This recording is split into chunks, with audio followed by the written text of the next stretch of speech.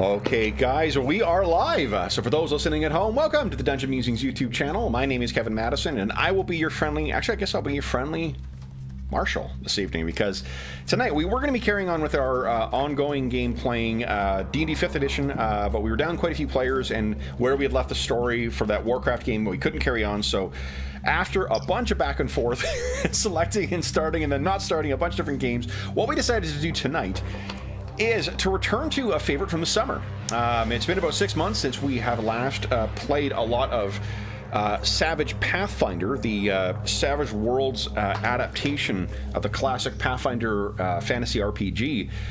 And as we were talking about the games that we all sort of played over the past year, at the time of recording, this is our final Friday before the end of 2021. We were talking about the games that we all enjoyed, and we became very apparent that both of the guys both of the fine fellows who I'm joined by tonight, held Savage Worlds in very high esteem. So we thought, what the fuck? Let's go back and do that again. So first off, let me introduce you to, speaking of fine fellows, let me introduce you to the stars of our session tonight, and then we'll talk about what we're going to do, and then, yeah, that'll be that. First up, we've got our resident armor smith, Dave. Hey everybody, I might not be making a whole lot tonight because I'm definitely going to have to pay way more attention to what's going on, especially with character creation, and I have no idea what I'm going to play. Nice. And next up, our resident Jeffrey. Jeffrey! Hey everybody, I'm Jeff, and I'm excited to make a new character. Nice. So for those who are regular viewers, you may recall that we had first took these rules out for a spin quite early in quite early in the Kickstarter, even before the Kickstarter was finished. And then we played, our gaming marathon was spent playing this game, and we had an awful lot of fun with it. And we played some Deadlands over the last year, but what we decided to do tonight, one of the things that we had a kind of a collaboration between both players for what we were going to play tonight, because Jeffrey had mentioned how much, as he was listing the games that he had enjoyed the most over, we're like, yep, that was Savage Worlds. And then he mentioned another one, we're like, yeah, that was Savage Worlds too. So the system really became crystallized as something we really enjoyed. And then Dave mentioned how much fun he had with our Innistrad Pathfinder First Edition one-shot that we had a little while ago. So we decided, why not take both of those great tastes and put them together into Pathfinder for Savage Worlds Innistrad. So tonight we're going to make some characters, and then I'm going to try and kill them. That's kind of the things. Now, it has been a while since we have played Savage Worlds, so we may be a little rusty on the rules, but I will do my best to... let me just shuffle the deck. Boom, there we go. It's all coming back to me, guys. I needed to shuffle the deck. So the first thing we need to talk about is creating characters. So we are using the print versions of the game are not out yet, and the versions that we're all working from are the versions that came out during the the Kickstarter. The setting we're playing in is a plane of Gothic horror for Magic the Gathering. It is a setting where all the different classic tropes of kind of like the universal monster movies and Gothic horror, mad scientists, vampires, werewolves, witches, occultic rituals, unknowable entities from beyond time. All this stuff has a place and a presence in the world of Innistrad. I don't think we need to worry too much right now about trying to get the setting stuff accurate. I know in the setting there are a bunch of different provinces, and I remember there being certain provinces had different feels to it. I think for tonight we don't fucking worry about that stuff. We'll just create some Gothic hero, Gothic horror characters, and then we'll sort of figure out where they fit if need be. So the first thing we need to come up with is a concept. Now, before we went live, the guys had talked a little bit while I was getting our lovely new logo ready here. And Jeff, you'd mentioned that you might want to play someone who uses magic. Yeah, that was definitely something I was considering. Are you thinking divine magic, arcane magic? So I'm just kind of looking at right now. So one of the things that, and forgive me if I'm repeating this for you guys, obviously you will remember, but for those listening at home who may not be familiar, the way that Savage Pathfinder models the classes in this is by iconic edges or archetype edges. All versions of Savage Worlds have a thing called edges in it, which are just like little cool things that your characters can do that nobody else can, or anyone who doesn't have that ability. And the way that they model the classes is that everybody gets an archetype edge, and that sort of dictates sort of what their abilities are. Spellcasting classes are like that. So if you're leaning more divine, Jeff, you'll be playing a cleric, I guess, or perhaps a paladin. But paladin don't start with spellcasting. If you're leaning arcane, it could be anything from the bard to the wizard to the sorcerer. How about you, Dave? You got an idea in mind what kind of character you want to play? Maybe step out of my comfort zone and play a tank. That sounds about right. You thinking a fighter, or are you thinking a paladin, or what? I'm thinking either a fighter or a paladin. Yeah. You know, I had my heart set on playing Vargosh for a little while tonight, but I'll leave that barbarian alone and leave him there to play when I want to play a barbarian. Okay. How about you, Jeff? Does that help knowing what Dave's thinking of playing?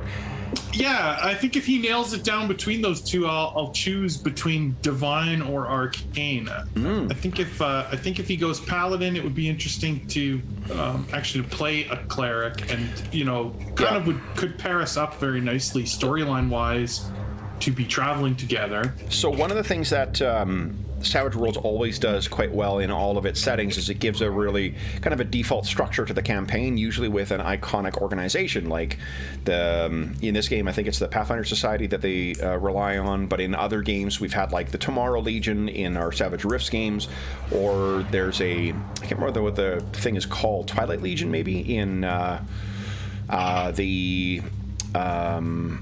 Reaver or Rippers, in the Weird Wars games. So in this one, one thing we've done before is have you guys play as Inquisitors, but we don't need to necessarily do that if there's another organization, or if you guys just want to be sort of ne'er-do-wells who are traveling around. If you're part of the church, then you can see where one of the the priests may be a more appropriate pick. But it's, there's lay people part of the church. If you want to be just like random adventurers, well then... Yeah, then, because I thought something, if he goes fighter, then I'll go wizard. So which way are you leaning, Dave? We can roll the dice if you want to decide that way too. Well, let's talk about this. How about ancestry? Well, I guess ancestries, we're going to all play humans in this because there are no non-humans in Innistrad. So I guess that's one thing that has been streamlined here. Right. Do you have any sense of what your hindrances are going to be? Because one of the cool ways that Savage Worlds really brings the characters to life in a sort of whole good and bad way is through your hindrances. What you guys could maybe do is take a look at the list of hindrances and see if anything sort of jumps out as a cool role-playing thing, and if that would help you inform what kind of character you want to play. Right. Hindrances, I believe, are right. So also, Dave, do you want to choose, or do you want to leave it up to chance? So when we first mentioned Innistrad, I was thinking paladin. Yep. But now I'm kind of more thinking like a Solomon Kane kind of monster hunter guy, who might be more. He might be easier to start as a fighter and then work in some weird weapon skills or alchemy or something like that. I don't know if there's like an alchemy thing. But one of the things you can do is you can multi-class in this by taking other classes' edges. Yeah. So if you choose to decide to multi-class, that's the way you go about doing that. Cool. I like that angle. Then I'm definitely thinking wizard, and because I'm thinking that maybe you're the brawn of our monster hunting team, and I'm the brains. I'm researching the monsters, trying to learn what their weaknesses are, so that we're not going in blind. And we work as a team to try and monster hunters for hire. Very, very Witcher, which is something else we talked about tonight. Yeah. Like it's all blending together tonight. It is all blending together. It's beautiful. Welcome to my Let's campaign play design, Barrel guys. Maze and let's play The Witcher. No. All right, Why don't so we then just play a Witcher character in Innistrad using Barrel Maze? so I think what you should be able to do now then, guys, is for Dave, you should be able to drag and drop the fighter edge into your character sheet, and Jeff, you should be able to drag and drop the what do you call it? The wizard edge. You guys can also do the same. Let me see here. Where is? I wonder if ancestry is. Okay, so it's arcane. There's 3 of them. Let's see here. So the one you're going to look for, arcane background. There's arcane mastery wizard. That I don't think is the one you Favored want. powers wizard. There's 2 just called wizard. Let's see One here. called wizard, arcane mastery wizard. I don't know, One just it's called weird. wizard. That's the one you want. I think. Let me double. Let me do. And That's there's symbol. one under characters too. Yeah, so there's one that's called under edges. There's one called wizard that has the SWPF, the Savage Pathfinder. Oh yeah. Yep. If you drag and drop that one into your character sheet, that should This one. Oh, okay, yeah, I see it. should populate the correct information. But let's see. I think it did. Wizard. Let's see here. Nice. Okay. And it did it twice for you. Oh.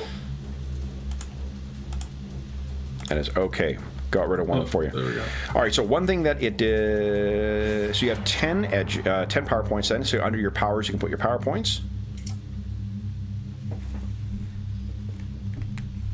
And then you will be able to select 3 powers. But let's first get your human ancestry entered as well. I think you do that at the top of the character sheet, guys.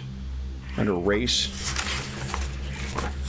I wonder if there is a option to have this display as, let's see here, Savage Pathfinder. Setting rules. We've got all these set correctly here. Let's see here. Yeah, we'll leave those as is for now. So if I search for human in the compendium, it shows the Savage Worlds Adventure Edition, and then there's the Human Savage Pathfinder. Oh, nice. Are you able to drag? Is that one you can drag and drop?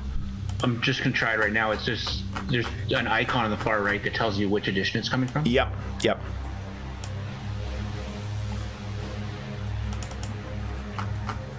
Let's see here. Oh, yours is getting doubled up too for some reason. Yeah, it's almost like there's something happened with the. Yeah. There we go. Compendium, Okay. 'cause it's. Oh, and then what we need to do as well too is the source needs to be from creation, because the character sheet does track the XP that you get as well too. Oh, your advances. Oh yeah, okay. I changed it to creation. Yeah. So then, and then did the human drag and drop for you, Dave? I tried dragging and dropping the human from Savage Pathfinder. It didn't work. That's okay. So for both of you guys, enter in as your race human, and under, let's see here, is there a section for languages? Can we create a section for languages? Let's see here. I'm gonna try the one from Savage Pathfinder. Humans. Okay. It didn't do anything. Didn't do anything. Okay. That I could see. Okay. So maybe under. So all it is, you get a novice edge to start. You get a novice edge. You also gain D6 in any one attribute. So one of your attributes you can bump up to a D6. Instead of a D4. Yep, and then you get the language of common at D8. I can't find a place to put your. Oh, I bet you. Yeah, there you go. Under like physical appearance and personal history, maybe put your languages under the notes there. It's the journal tab next to the little. Yeah, there you go. Face icon.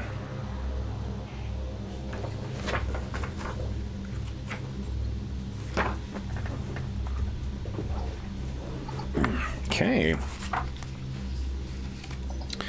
Then what you get to do is select, so you get to bump up one of your attributes to a D6, and then you will be getting an extra free edge, novice This is edge. for being, we're just starting at human, right? This is human, yeah, for just being human. Okay. Then we go to hindrances, and the rules for hindrances are on page.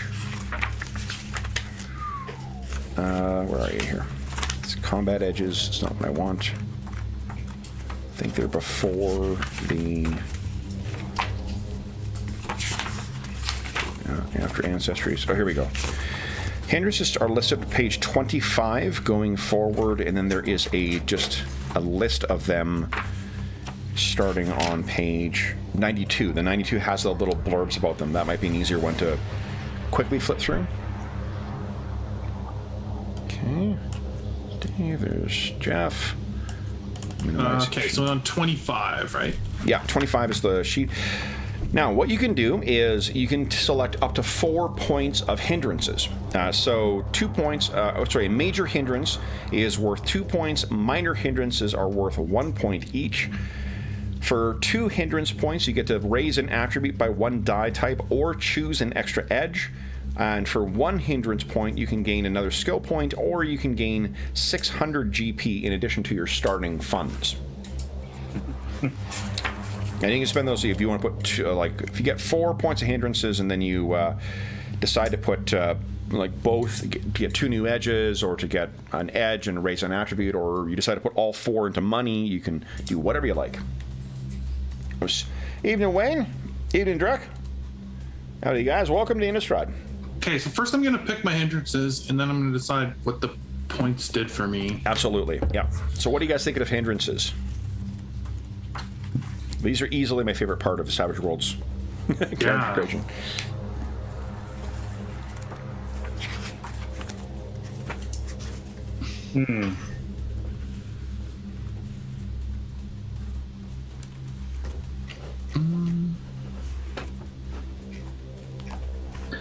Well, interesting. Code of honor is a major hindrance.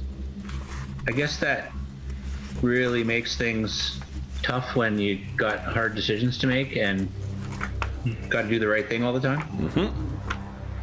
I can see how that would be challenging. I can anticipate Kev putting us in all kinds of situations where that won't be beneficial. I know what you're talking about. Oh gosh. Oh, you know what? I gotta grab another book. I'll be right back, guys. Everybody drink. Yeah, everyone have a drink.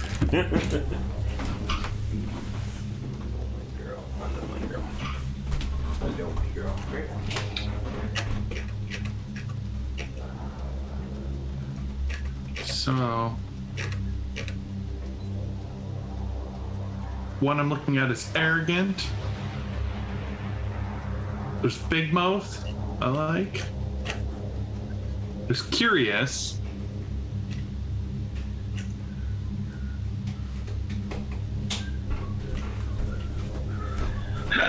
Bad eyes, major hindrance. Eyewear negates penalty, but 50% chance of breaking when the hero suffers trauma. Where's my eyes? We're in combat. Where's my glasses?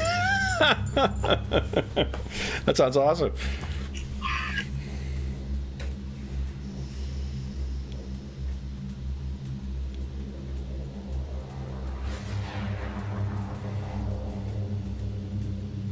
So I was thinking of a minor thin-skinned and the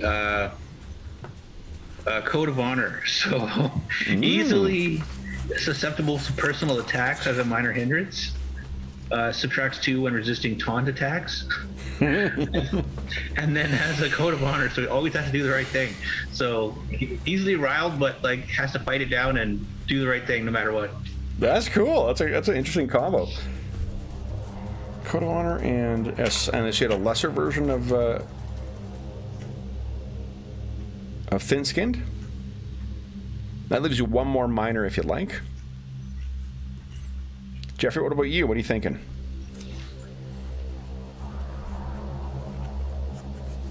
I'm just kind of reading through them. They found quite a few good ones.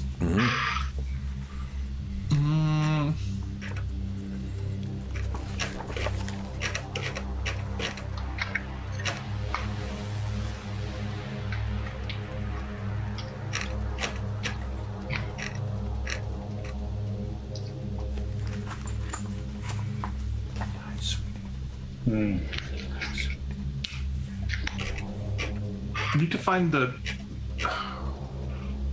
good major one. I mean, the one I always like, and it's part of the reason I like it is it's just such a good gaming hook all the time, is being curious. Yep. And especially if I'm, someone who is obsessed with, knowledge of monsters and just knowledge in general. Yep. Being curious is just like, oh, what's that? You heard of this monster over there? Let's check it out, right? Yep. So I think curious is a good major hindrance. Okay. These I can probably drag and drop on there. Right? Those you can drag and drop, I believe, yeah. I think the, what do you call it? The Savage Worlds compendium is a pretty well... Yeah, that worked. Yeah, great. Now, see if he has some minor ones. Okay.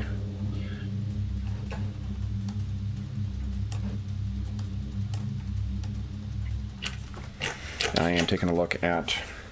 So if you're curious, what if I was cautious?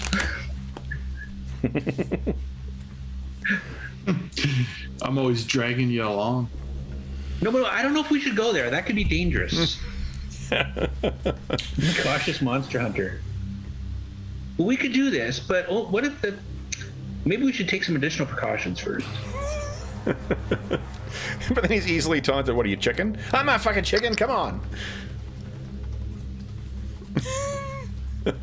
It's funny if you're like the sort of the brawn, and I'm like, because there's also Death Wish, which is interesting. It obviously doesn't mean that you're suicidal, but it just means that you're like, taking out these monsters is more important than our lives. So if you're cautious and like, whoa, I don't know if we should go, it's like, we gotta go, man. We have to go. Love it. It also, like, being like that, like, especially in a horror game, right? Like, everybody's always screaming at their TV when you watch a horror movie, like, why are you going into the dark hallway? You just thought you saw a chainsaw go by the window. Like, what are you doing? But, like, if you're, like, have this sort of Death Wish character who's like, no, we have to go fight the chainsaw murderer because no one else is going to do it. Yep. So I do kind of like that one. Pushes you forward. I like stuff that like keeps you from being cautious. It's a thing that I like. I think we talked about this before when we played it, but the hindrances are the thing that push you into action, right? Like it's an excuse for doing shit to get the adventure and the story moving, and I love that about Savage Worlds. What about Wanted Major?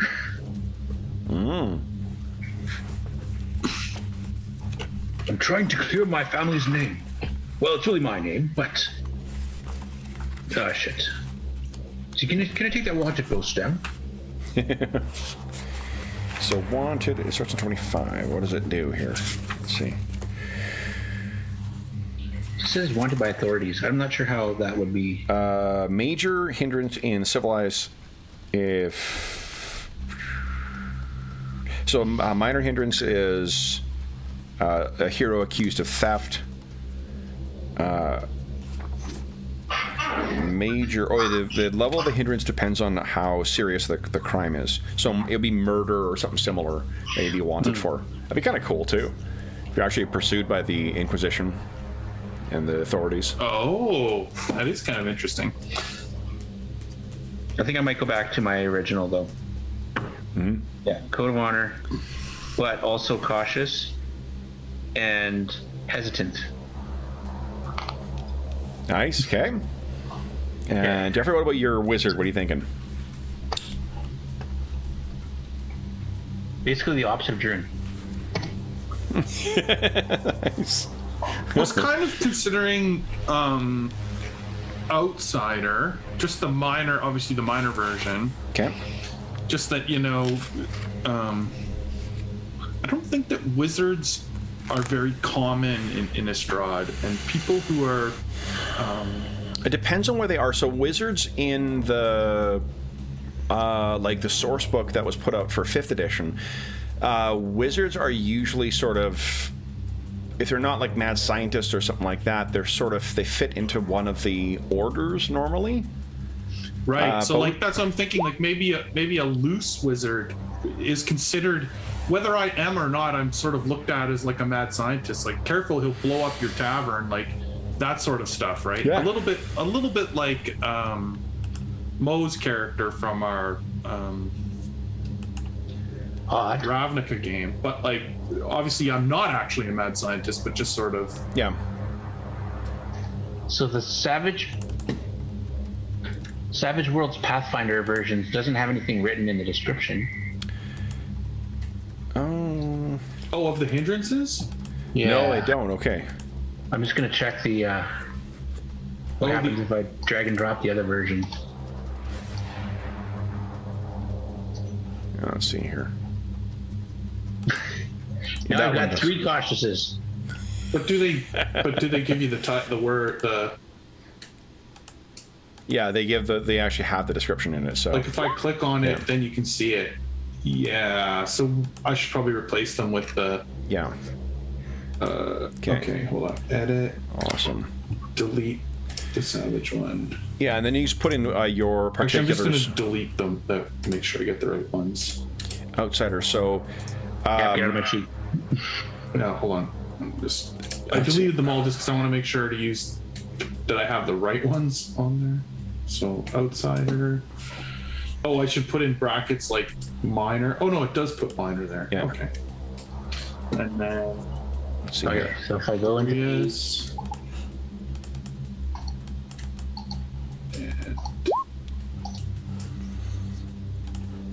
And Does that work? Oh, nice. Has some Right, 2 Death cards. Wish. Ooh, interesting. it's like disadvantage on initiative. Yeah, Sorry, Jeff, my warrior is gonna be a little slow going into battle every time. yeah. There we go. That's how you get that Joker in your golden. Okay, so we both took the full 4 points of hindrances, right? Yep.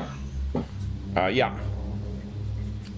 So then, sorry, Kev. The options were The options were you could spend 2 points to raise an attribute dice by 1, or to choose a new edge, or you could spend 1 point to get an extra skill point, or you could spend 1 point to get 600 GP extra in starting funds. okay. Normally, you get 300 in starting funds. Right. Okay. I think I'm gonna. Do we spend those right away? Or No, do why we- don't you? Let's just keep those in the back of your mind. Yeah. And okay. now, next thing up is your attributes. So you guys got that free increase from your ancestry, and now what you get to do is you get 5 points to raise them further. Each step in dice costs you 1.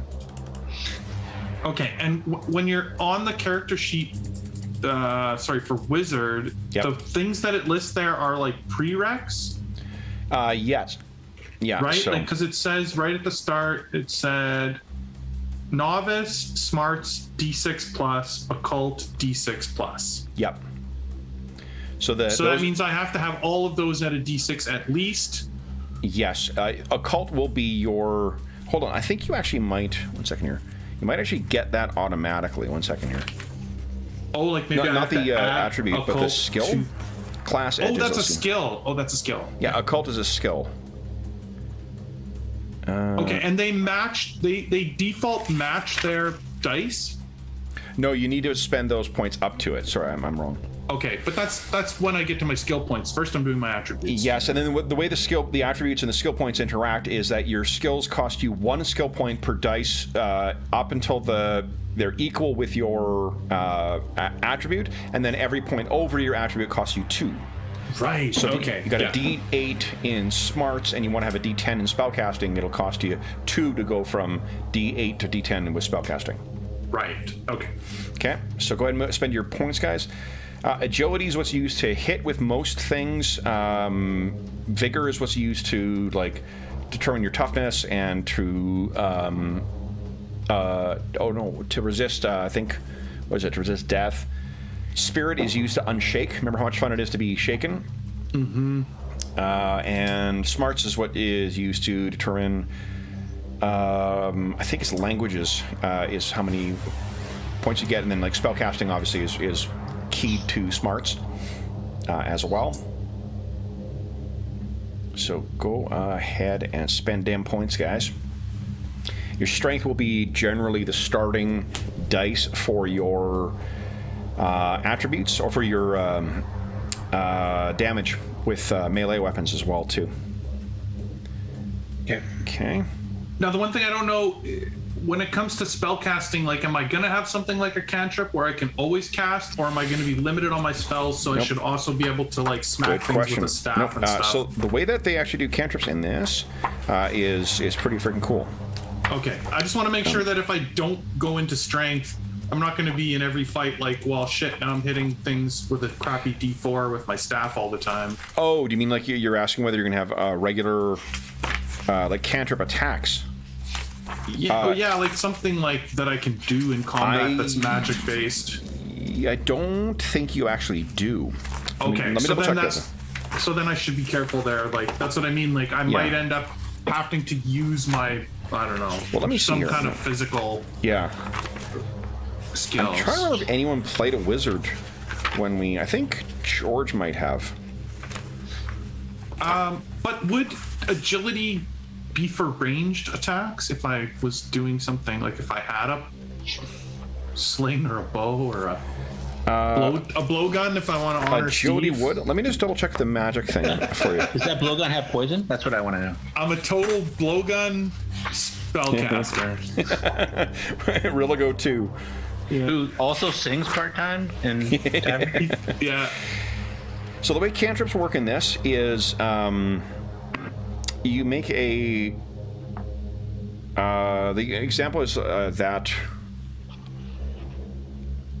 anyone with an arcane background can cast cantrips.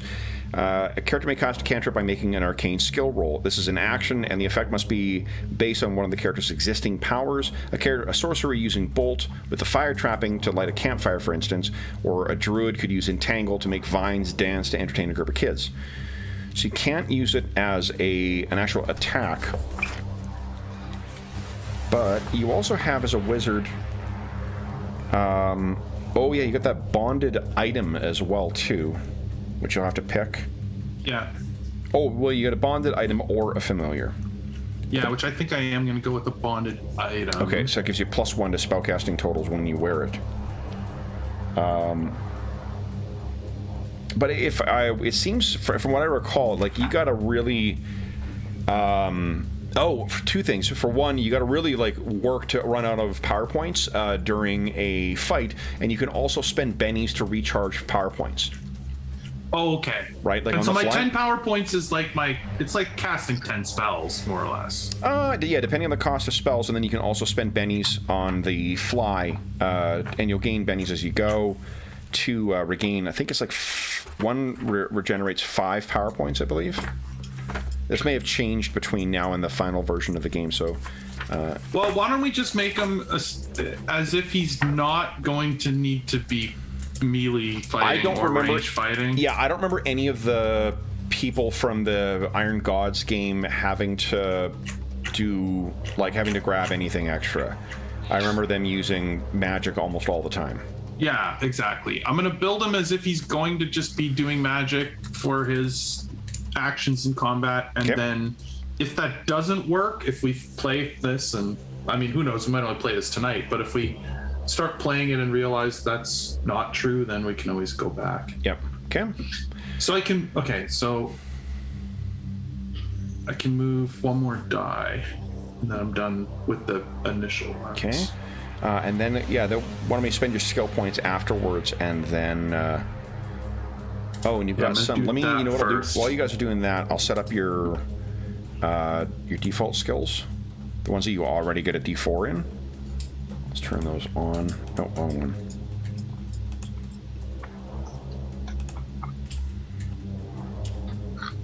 Okay. Oh, right, and I do get a chance to move up a skill or an attribute with my hindrances if I want. There you go. Yeah, so we have 4 hindrance points. 4 hindrance points that you guys have got, yeah. So you can raise an attribute 1 die type for 2. Yeah. Or you can learn a new edge for 2, or you can learn a skill for 1. Or Okay. raise a skill for 1. I got Unless you're raising it above your attached attribute, then it costs 2. Right. So our initial attributes were just 5 increases from 4. And then you had 1 also from your... You'll have 6 total, 1 from being human. Yeah. So you should have everything. Okay, Yeah. So yeah, six total attribute increases before I use any of my hindrance points. Correct. Okay. And the dice, if you're planning ahead too, from what I remember, you can only raise 1 attribute per tier. So if you do want to start with higher attributes as opposed to more skills or an edge, then there's a mechanical reason why you might want to do that. But Yeah, it also I'm means pretty you're not sure- starting with an edge, or extra edge, or Right. extra skills. Because we also get an edge for being human. Yes, you get an extra edge. Well, all characters get an edge, and then you also get an extra edge for being human. Right. But I would recommend to use 2 of your points from your hindrances to raise an attribute. Yeah, I was just looking at that. Oh, you might not actually get a free edge as As a character? yeah, you get your free class edge, which you can sub out, but you don't get a free edge. I wonder if that's different. Because the class edge includes a whole bunch of cool stuff anyways. Yeah. Okay, so agility.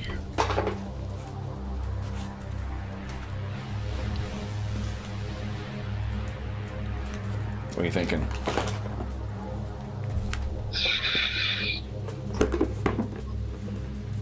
Yeah, I think what I'm gonna do. Okay, so after we do our attributes, Yep. I am gonna use 2 of my points and raise. I'm gonna go all the way to D10 with my smarts. Nice. I think I'm a smart ass. That'll make spellcasting cheap. Yeah. Yeah, it's because Then most characters are human in default Savage Worlds. I just remembered it being that everyone gets a free edge. So you get a free edge plus you get your class edge. That's what you get in Savage Pathfinder. Okay. So an agility is for fighting? Agility's for fighting, yeah. D10, nice. Okay. So I still have 2 points left. You have 12 points for skills. Okay, 12 points for skills and 200 points. So 12 So points. Kev, it does say. Wait, did you just say that the humans do get an extra edge? Yes, they do. Yeah. I 'Cause was thinking out loud. I was remembering that everyone got a free edge in Savage Worlds, and I went back to the core rulebook for it, and I remember now it's because almost all characters are human in Right. default Savage Worlds, so I just incorporated that as being like, well, everybody gets that. Right. Not realizing when you change the ancestry, you get a different. Right. Yeah. So. Okay, perfect. So I did that. I have 2 points left. So we're on edges now, right? You're on skills now. So you have skills first. 12 points to spend on skills. Now let me make sure, Jeff, you got a spell. Yeah, spellcasting's in there. Okay. So I didn't take fighting. Is it? Yep. So what you need to do is if you click on the construction thing there, boop, Construction. it will add skills. Little. Oh yeah. Yeah, okay, so the there we ones go. that you've got already, those are for free. So you're just going to need to keep track of the. It costs 1 point to get a D4 in any skills that are not core skills. Core skills are things you already have 1 D4 in. Drew, and I'm writing in the back of your book. Uh-oh. Better make him a good fighter then. Mm-hmm. Okay, so skills. Yeah.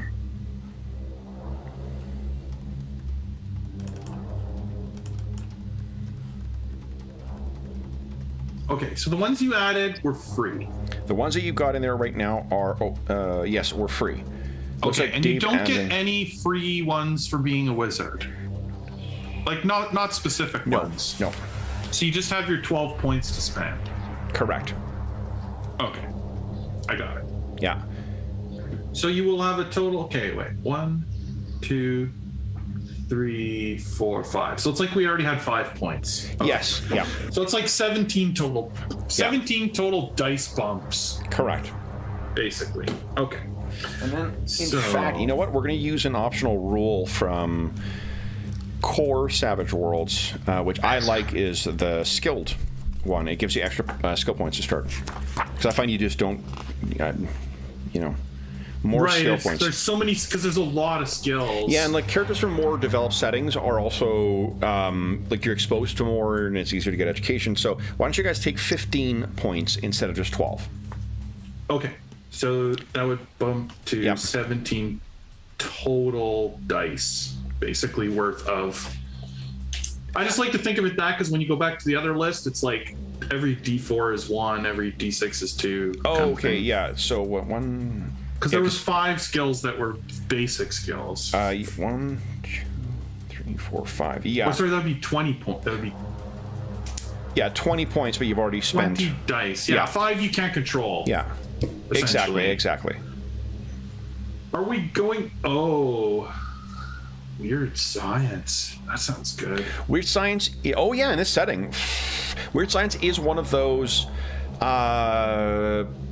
skills, though, that's like a power skill.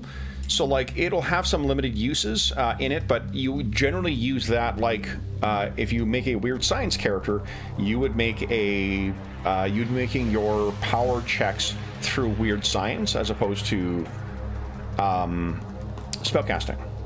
Yeah. But that definitely could, like, the occult is sort of the catch-all, like, weird, unknowable things. Okay. It fills the function of, like, Arcana in, D&D or Pathfinder. Yeah. Now, Dave, let's just take a second to not overlap our social skills, because I know in other games we've done this where everybody makes their own character, and it's like we're all good at intimidation, and it's like nobody can persuade, nobody can freaking do anything else. So Everyone or takes nobody survival. has survival, and we can't get back from the barrel maze. Or everyone takes Exactly. survival. So far, I think pretty much everything I've clicked, I don't think you're going to be that much into. So, but now I'm looking at a few things that we don't want to overlap. The main social ones I see are intimidation, persuasion. I'm cautious and hesitant. I don't see myself intimidating a whole lot of people. Okay. I don't see myself being intimidating either, so that's fine. Like, we can just, we're not that kind of party. Mm-hmm. Now, are we going to be riding horses or anything like that, or driving boats, or doing anything like that? Because if we don't take riding, I think like that means we're walking everywhere. It also means, remember, writing is one of the ones, the book I went to go and grab was the Savage Rifts book with the Journeys rules. Remember how much fun those are? Yeah, totally. So what do you think? Like, I think we could take riding, at least so we can... If you wanted to consider about overland travel, the skills that were important for overland travel include, depending if you're riding or hiking, it'll be survival or riding. Notice is important, stealth is important for the scout, and survival is for the navigator. It generally, Right. that's only for traveling So overland. the only one we don't naturally get, we don't get riding or survival. Yeah. Survival is not anything smarts related. Is probably not going to be my strength. Okay. I'll take survival. And I'm going to take riding, but I'm probably not going to boost it at all. I just I want think to be notice able to do also- it. Remember, if you've got at least a D4 in that means you're rolling a D4 and a D6 and taking the better of the two, looking for a roll of 4 or higher. So, like, you're pretty competent, as opposed to untrained, which is 1D4 minus 2. Okay, but that's 12. I have 12 of my 20 points used picking skills, so I'd like to use the other 8 to boost the ones that I'm good at, I think. Okay. So then I hit the checkbox, and then I'll go back to the other 2. Yeah, perfect. Because everything's a D4 right now, and I have 8 points left. Yeah. Okay, I have to increase my occult to at least a D6, or I can't be a wizard. Okay. So that's 1. I'm just gonna do this. Make a mark on the board every time I.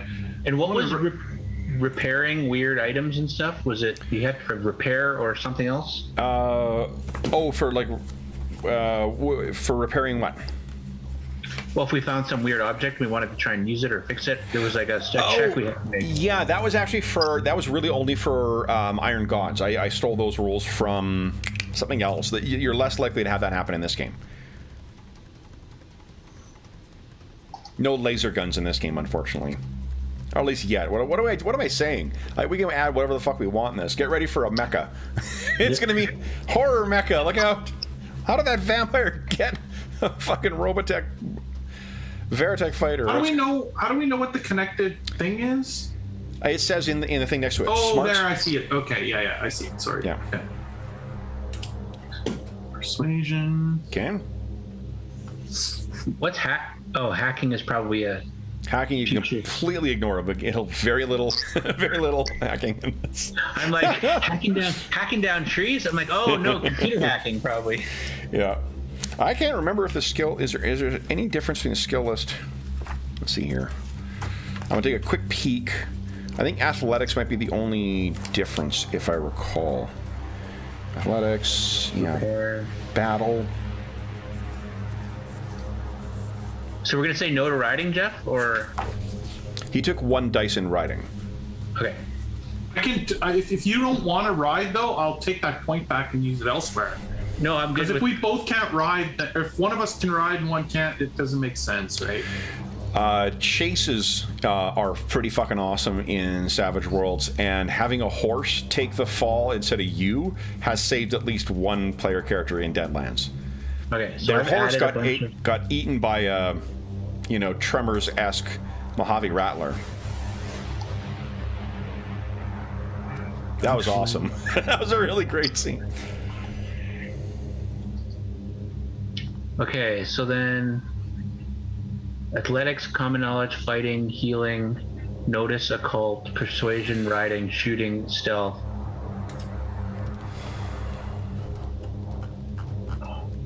You took survival? It takes Did. Oh, if you're gonna do it, then I won't. That's what I'm saying. We don't need to overlap on it. Yeah. 'Cause right now except that if you don't show up one night and it's me and John doesn't have survival, then I'm pooped. Yeah, well, I'm the least likely to not show up. All right, true. Yeah. But I mean, right now, yeah, my skills are spread pretty thin. So, and I put 2 points into survival. So, if I take 2 points out of there, that would make me better at some other things.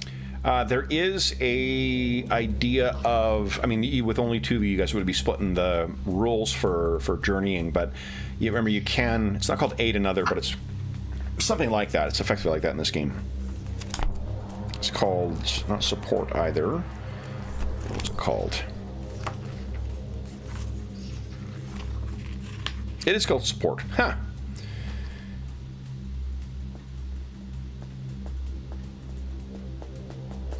Okay.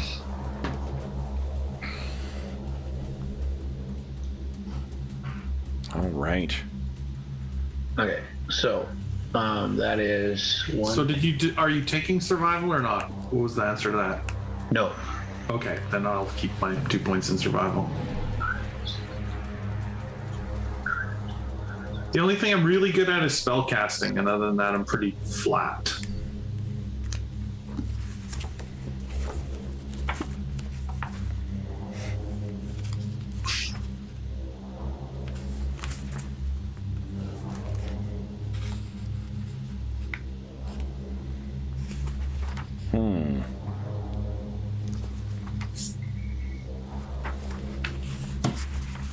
I'm looking at magic items here.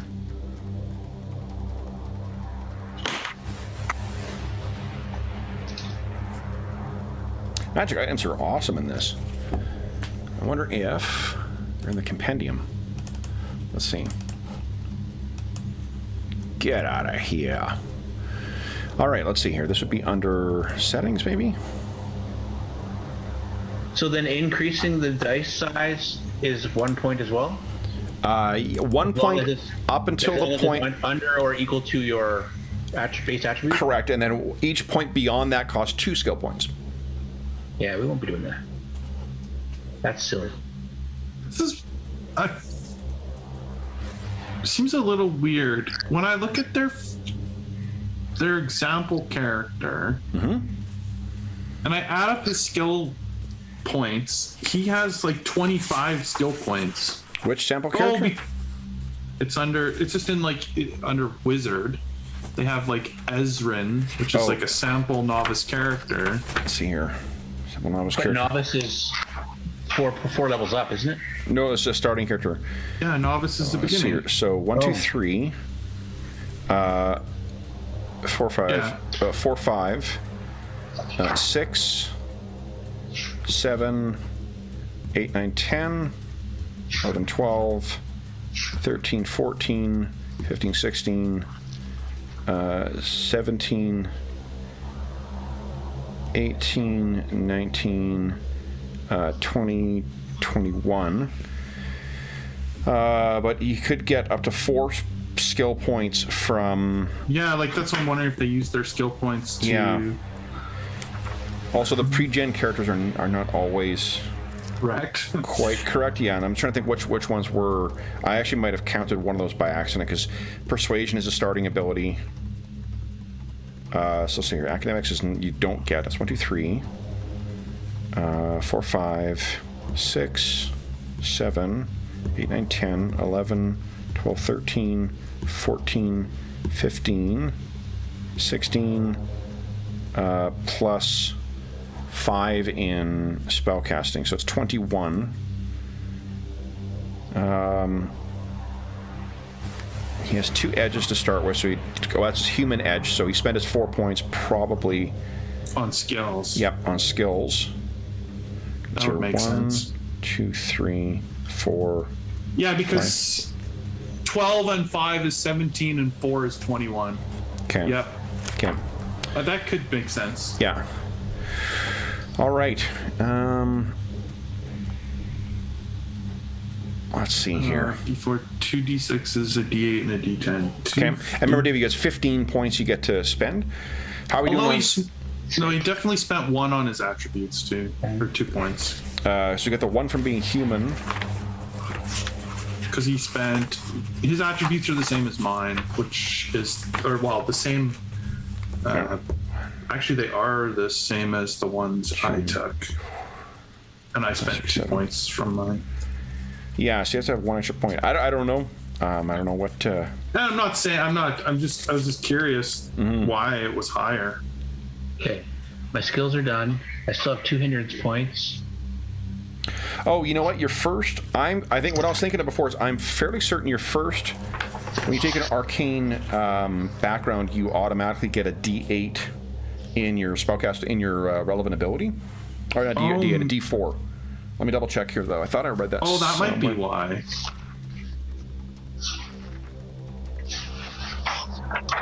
Okay.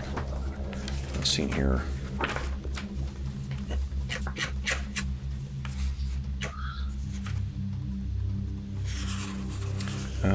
Let's see.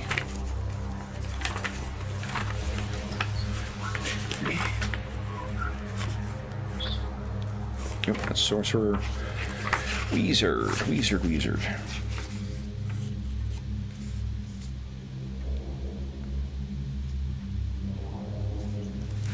Yeah, I don't remember. I thought I remember seeing that somewhere, but I don't remember where it was.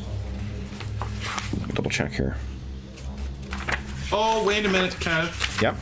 He took the Jack of all trades. Oh, no, Jack of all trades is what lets you roll without a penalty on stuff you're not trained in, right? I think so, yeah. I thought for a second maybe Jack of all trades was extra skill points, but now I think I remember it as like less of a penalty when you do things you're not trained in. You get a D4 in your arcane skill if you didn't have it. So you get 1 extra skill point, Jeff, from that. Oh, okay. Yeah. I thought so. Okay. Like, so in spellcasting? Yes. Yeah. Okay. The D4 is free. D4 is free, and then everything after that costs you. So. Right. Okay. That's one more point. Yeah, that makes sense. Okay. Let me read Jack of all I think this stuff, these games are. Any plans on doing a Kaldheim campaign? I don't know, Mr. Ghost. So we just decided to dabble with Innistrad tonight because we had it's end of year and our last Friday session before we wrap up for the holidays. Kaldheim is pretty cool, though. I do like the quasi-Viking setting. That's another Magic the Gathering setting, right? Yeah. The although my favorite, like I'm really enjoying Ravnica for our 5th edition game that we play on alternate Sundays. I like the Ravnica setting. I love Innistrad because I love the horror elements of it, and I think I'm not sure if there's what do you call it? Kamigawa? Is that the name of the Japanese setting or Japanese inspired setting? I think that one's pretty cool too. Kaldheim is neat too. I just don't know enough about the thing apart from it having a really badass trailer a couple months back. Although I guess when I was picking up the stuff to get set up here, guys, I was thinking like, this is, of all the games we've used, this is probably the easiest one to have you guys go plane hopping in because I got that's true. Abundance of rules for you guys going to different places. Oh, that's actually kind of interesting. So I'm going to use one of my hindrance points for 600 gold. Nice. Starting flush. So I think you got 1 hindrance point left. What do you spend that on, Jeff or Dave? I used it to bump my stealth up from 4 to 6. Nice. Okay, so to have you guys spend all of your skill points now. Yes. Yeah, I'm just gonna adjust my occult. So you can rate. There we go. List your pace at a 6. Your parry is 2 plus half of your fighting. Yeah, which I think it automatically calculates. Yeah, mine's showing 7. Yeah. Oh, and Jeff took 0 in fighting. If you're looking for something to spend that extra point on, Jeff, a D4 in fighting might not be a terrible idea. Yeah, that's what I was wondering too. Yep. Yeah, maybe that makes sense. I did originally have it, and then I took it off because of survival. Okay, yeah. There we go. There you go. Nice. All right. Makes a big difference. It does. Gives you a parry of 4 as opposed to a parry of 2. So that's pretty good. Your toughness is 2 plus half of your vigor, and then you're going to buy some armor, and I think you can drag and drop all of your gear. But what about your edge? You guys each have at least 1 edge, and you may have another point. Now, one of the things you get, Dave, with your ability is your fighter ability. Once per encounter, you get to select a combat edge that you meet the qualifications for, and then you have that for 5 turns. Oh. So there's something I don't actually have to take it. I just use it. You use your It's basically it's what your fighter. I can't remember what it's called, martial prowess or something like that. Yeah. Yeah. So if there's something that you want to have all the time, that's maybe what to think of now.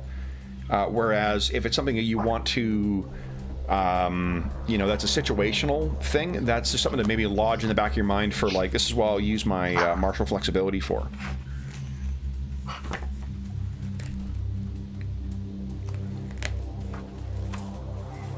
And double check here too.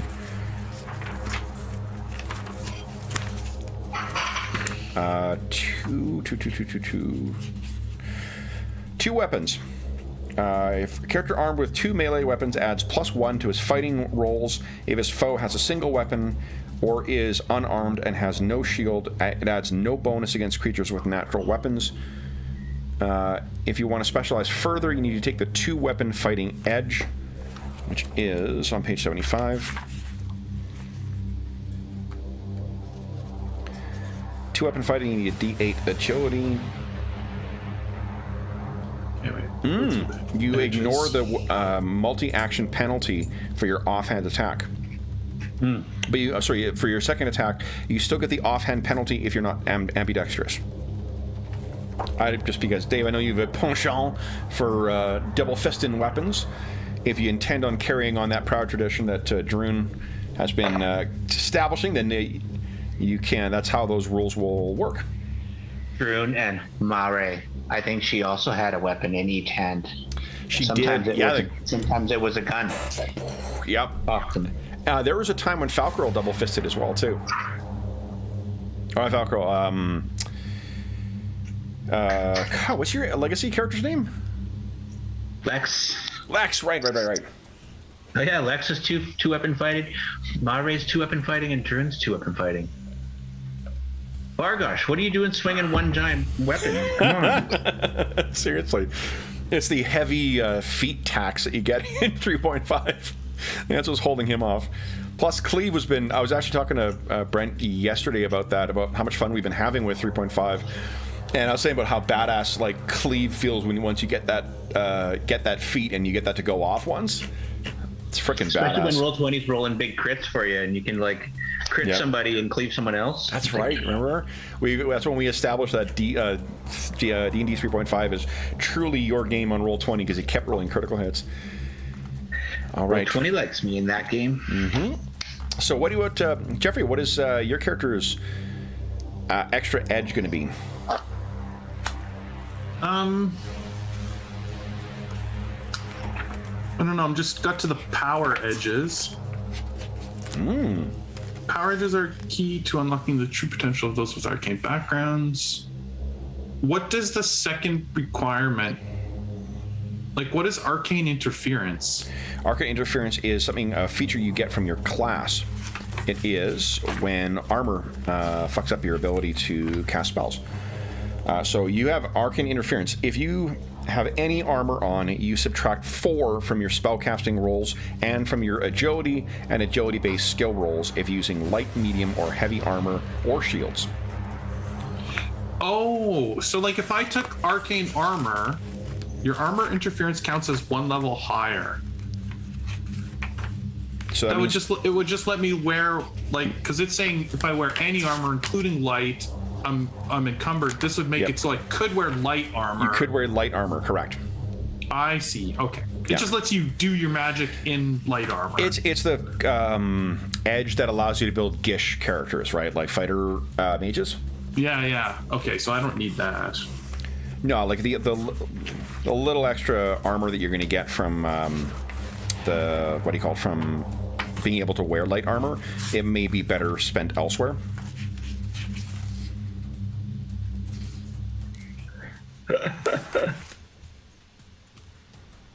If you're concerned about running out of power, extra power points is a good one. Extra powers as well, having more variety to choose from. You only start with 3 powers, so if you took extra powers, you could add 2 more to that list. Oh, if I took new powers. Yep. Then that gives me 2 extra powers. Correct. And if I took power points, that would give me 5 extra power points. Yeah, you'd be having 15 power points instead of 10. Yeah, then I would definitely not be running out of. Yeah, let's definitely take power points. Power points, okay. So that is. Find that one. Yep. I do get. I shouldn't. I can't take a power edge for my human thing. Is that what it says, or? Because isn't it a specific list? No, I don't think so. I think you just get one. Let's see here. Humans, 1 free edge. You just need to meet the requirements. Oh, so I could technically take 2 magical ones. Yeah. Are you spending 2 of your hindrance points on an extra edge? What? No, I get 2 edges. One for being human, and no, that's it. Just one. Just one. That's what I was confused about before. I know you only get the 1 from being human. Oh, I see. Other characters don't even get 1. Correct. If you're playing an orc or whatever. Right. Yeah. Okay, so I could spend my 2 points on an edge. I haven't spent it on gold or skills yet. Yep. So if there was an edge that I really wanted.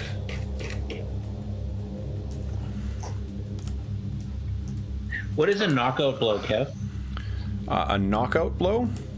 Is that like when you're doing a vigor check to avoid getting knocked, like to getting enough wounds to get knocked down? I believe so. Let me double check. Page 134, I guess. I can read it up. Okay. Here we go. Page 134. So I might want to save new powers for when I'm at a higher level and can gain better spells, right? If you take enough damage to be shaken or worse from an attack with someone who's got the drop on them, you must make a vigor roll, -2 if it's for the head, or be knocked unconscious. So it's just someone sneaking up behind you and knocking you on the dome. Okay.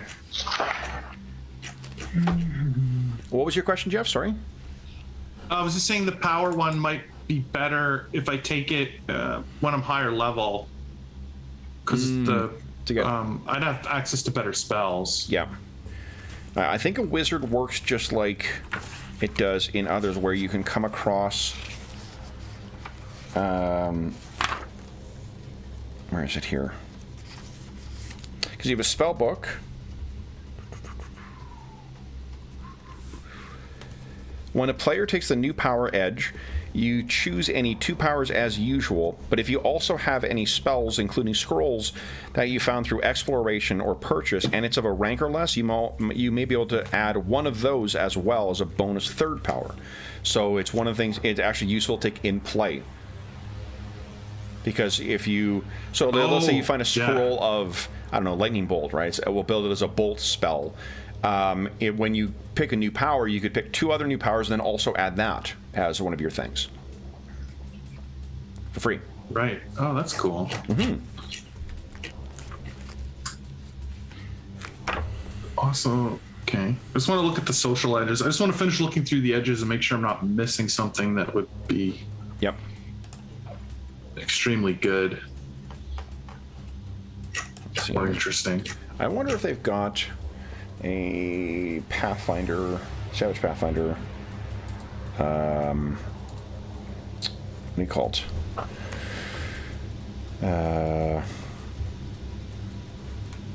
Ooh.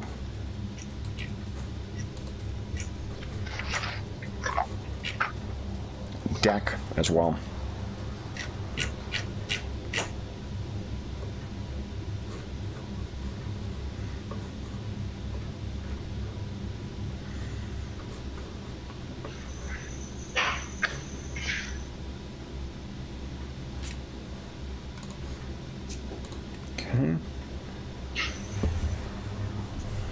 Let's see here. Dave, what about you? Just select a new... Also looking at social edges at the moment. Okay. Okay, I'm going to spend my last 2 points, and I am just going to take the more powers. Okay. Nice. Yeah, so that's called power... New powers, I think it's called. Mm-hmm. Yeah, new powers. Okay, new powers.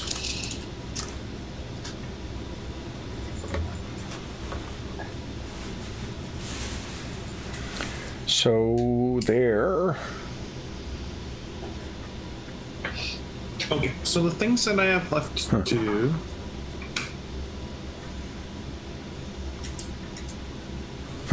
You can add, there's some macros and such. I don't know how to really incorporate those into the game, but there's Savage Worlds Pathfinder macros you can also add for Roll20, which is pretty awesome. Sorry, Jeff, I was talking over you. What were you saying? I'm just going through the things that I have left to do. Mm-hmm. Select your powers. You have now 5 powers you get to select from your list of wizard. So I could also, the other thing to decide is if I'm a specialist or a universalist. I think that is an edge you take, isn't it? Let's see here. You start with 3. Oh, yes. No, you're right. Yeah. Yep. Whether you want to do a specialist or a universalist. What does the universalist get here? Oh, that's interesting. So you get a free reroll when you're casting spells from your favorite school. That's huge in this. Yeah, it's kind of cool, right? Yeah. And it also lists the spells there that are with each one. And then the opposing school, they cost 1 extra and are -2 to cast. Yeah. And you pick 2 of those. Yeah. And then universals are just as normal. Right. I was thinking of doing specialization. Mm-hmm. What are you thinking in terms of school? Well, evocation is the like blow things up one. Yep. If you're a monster hunter, I can see that having value. Exactly. Well, and so then I'm also thinking that my opposed schools, I'm assuming you just pick them, right? Yep, you just pick them.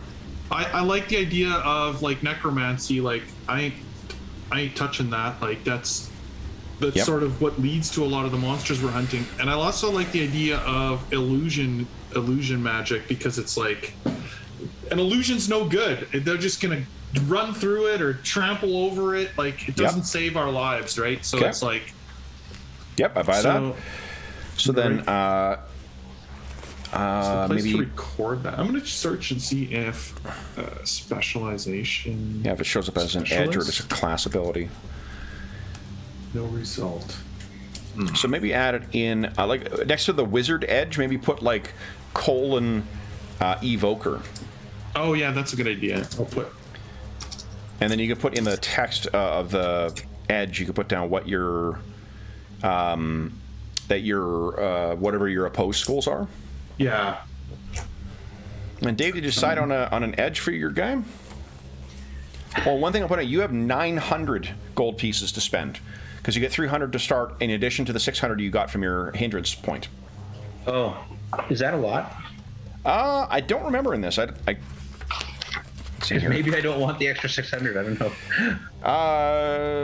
So like breastplate's 500. Yeah, breastplate. Yeah, so there you go. Breastplate's 500. Like any heavy armor, and then that's breastplate does not cover the. It's a plate breastplate.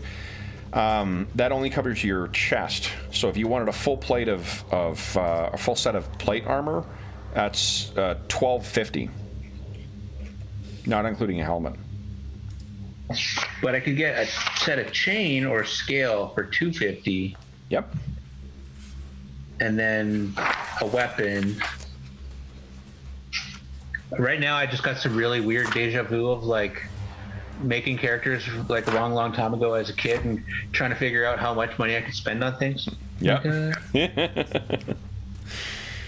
I don't think we've actually done care gen with Savage Pathfinder. No.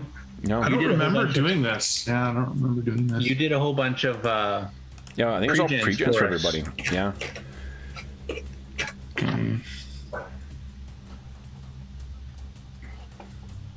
You know, I'll do this before I forget. Let me make a new folder for let me go. Savage Innistrad.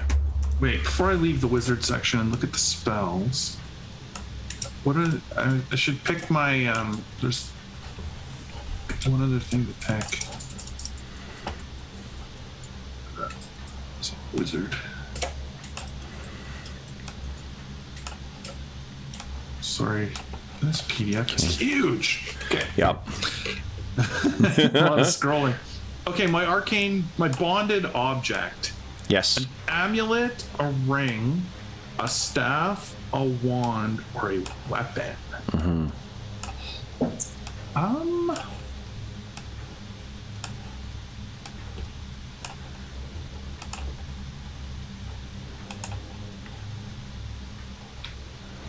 What are you thinking? I like wand, but I also feel like Harry Potter kind of ruined wands a little bit and made a staff much cooler again. So What are you thinking? Yeah, I'm gonna go with a staff. Okay. So I'll add a staff. Oh, what? There we go. I've got you guys list for party loot as well. Yes. staff in the. There it is. Okay. Although, Staff. you know what I should do here? Hold on. Okay, so I'm undoing my stealth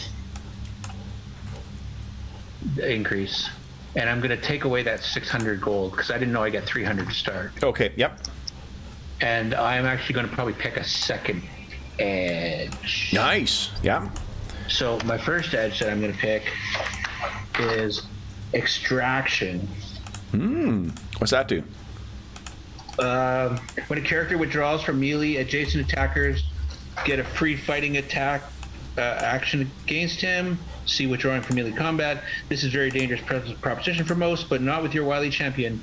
While moving away from adjacent foes, one of them, player's choice, doesn't get his free fighting attack. Oh, that's awesome. So I will extraction. That's great. That's like a, what do you call it? Combat reflexes. No, that's gives you extra ones. What's it called? And this is part of character creation, right? So I just put creation so it doesn't give me Yes, so it doesn't give you the extra edge. Yeah. I did that for you too, Jeff. I fixed those. Oh, right. Yeah, sorry. Yeah. Yeah. Okay. I just need to do my powers and my Extraction. gear. So Nice. I'm just gonna do powers. Or are you doing gear right now, Dave? Yeah. Maybe I'll do gear at the same time so that we're still in the... I can't wear armor. Oh, you've no powers right now, Dave, so I can... I don't want to do anything while you're in the character sheet, but I can actually get rid of that powers tab for you if you like.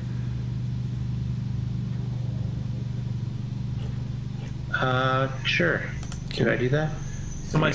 Go in here, and Where are you seeing the cost? there you go. Oh, there. Oh, staves are free. Boom. Gone. That's a lot. I love that.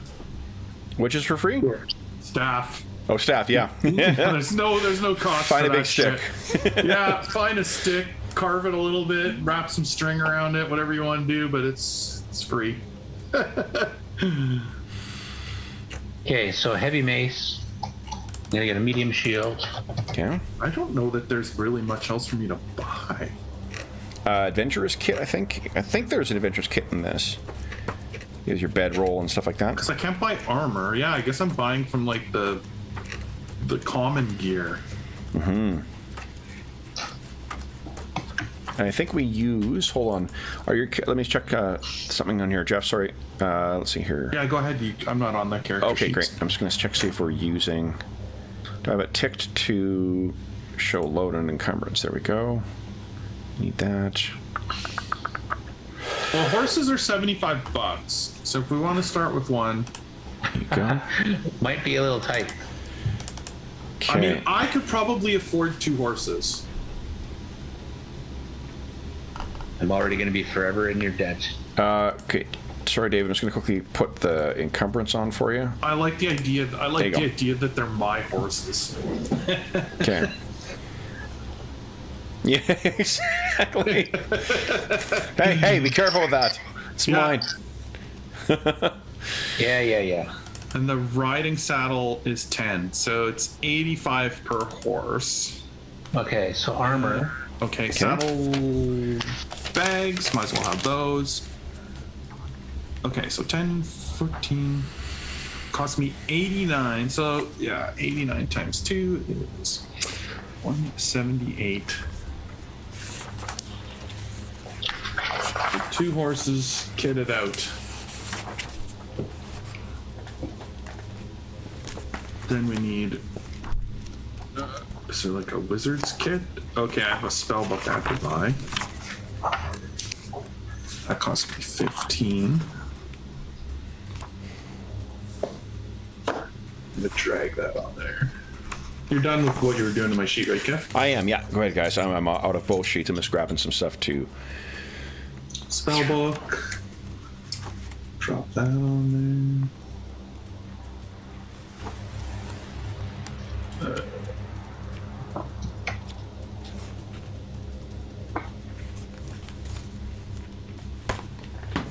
Okay. I wonder what else is in the compendium here. Game mastering, combat characters. What's in here? Chainsaw. Oh. Yeah. Oh, so you're saying, okay, I don't see like a adventures kit that like does... Is it listed? Let me see in the gear. Oh yeah, there it is, adventures kit. Yeah, okay, that's good because it has all this stuff. Yeah, that's what I want. It just saves so much time of like rope and bedroll. 100% agree. Yeah. I was never personally a fan of that in like old school, you know. And then you forget one thing, and the DM's like, "Well, do you have this? Yeah, do you have it on your list?" Like, oh no, actually, I forgot to pick flint and steel. Well, it's gonna take you 2 hours to light a fire now. Is that what I sound like? No, you don't do that. Luckily, well, you might. Got your helm? You never know.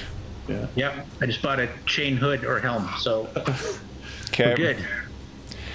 Now this is holy shit. That's all the weight in. Adventures kit. My bestiary has just a shit ton of adversaries for you guys are just screwed. I'm just gonna line you guys up and go A to Z.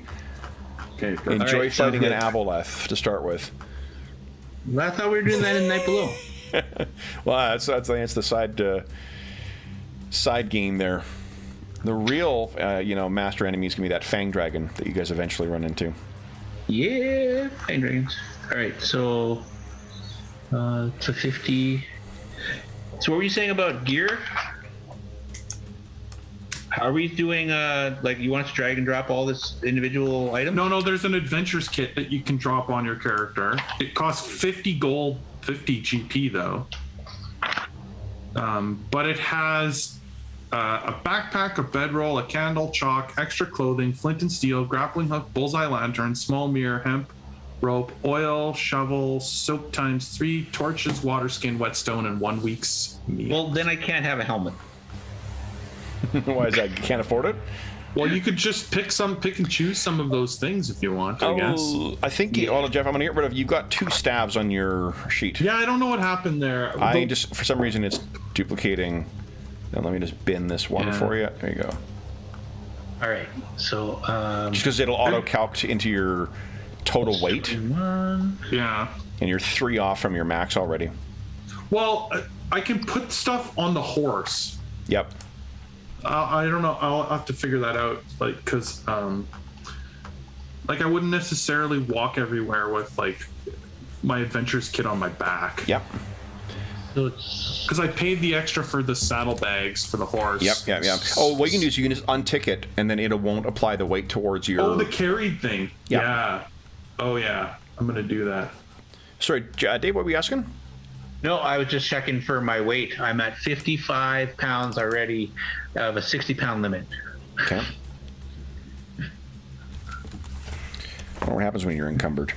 Maybe I should go with no helm. It's an extra 4 pounds. What's your strength?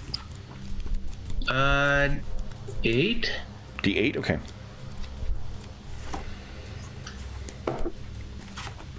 Let's see here. Encumbered. 67. Okay. Encumbrance. This is totally makes sense though. It's like starting out adventurer. He doesn't have a whole pile of shit. He's got an empty backpack and a bedroll. Backpack is 2. Down to 27. If you're worried about weight too, remember, like, you've got a horse. I think Jeff's guy sprung for a horse for you. So you. Well, it's my horse. He can ride it. Oh, you have 1 horse? No, I bought 2. Oh, 2 horses. Yeah. I haven't put them on my character sheet yet. His horse, But I can put like the backpack and bedroll and yeah. You and just other tick it as not carried. Yes. Horse. Oh yeah, there is. Okay, they're light horses, I believe. bedroll was 1 silver. Oh, come on, really? No, they cost a whole gold. Damn it. I think it was silver I shit. don't know where it puts it. Can you not afford an adventurous kit? Not unless I take my helmet. Trade it off. It's looking pretty good. That's okay. Chain beanie. I don't need all that stuff. Did you bring food? No. I couldn't buy any. I don't know. I dropped a horse on my sheet, but I don't think it did anything. Let's see it. Did it show up? I think what I can do is I can give. Let's do this. It's here. okay. I just wanted to see if it did. What is a light horse? Yeah, they're light horses. Light horses. Here you go. It is. Boom. There we go. The layer I'm at. I'm on the GM's layer. Madison. Go. Token layer. All right, so there is horse number 1. Jeffrey, I think you have. Oh, there we go. This is Jeff. There we go. Jeffrey, you got control over horse number 1. And then let's duplicate the sucker.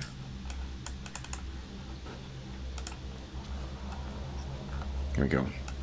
What am I going to do with a shield? You mean? Wait till I break it, I guess. Like, I haven't played a character with a shield in I don't know how long. Yeah.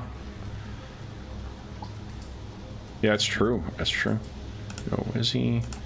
Okay, and go Jeff. So there should be a character for your horse now too. Jeff, do you have a tent? No. Okay, I'll get a tent.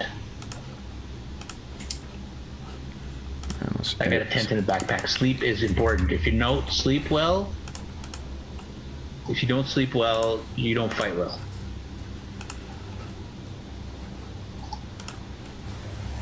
Okay. Oop. What's this guy called?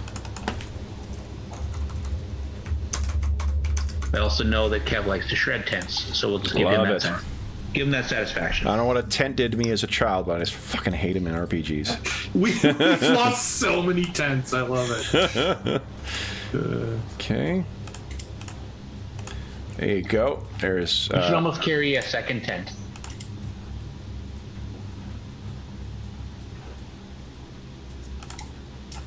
Wait a minute. Why is this just playing? Oh, here we go. Horse number 2. There's Dave. There's your token and your horse number 2 character. Oh, I need an image. Oh, I just closed my character sheet. Frick. There's that. Boom. There we go. All right, Jeffrey. And there's horse number 1.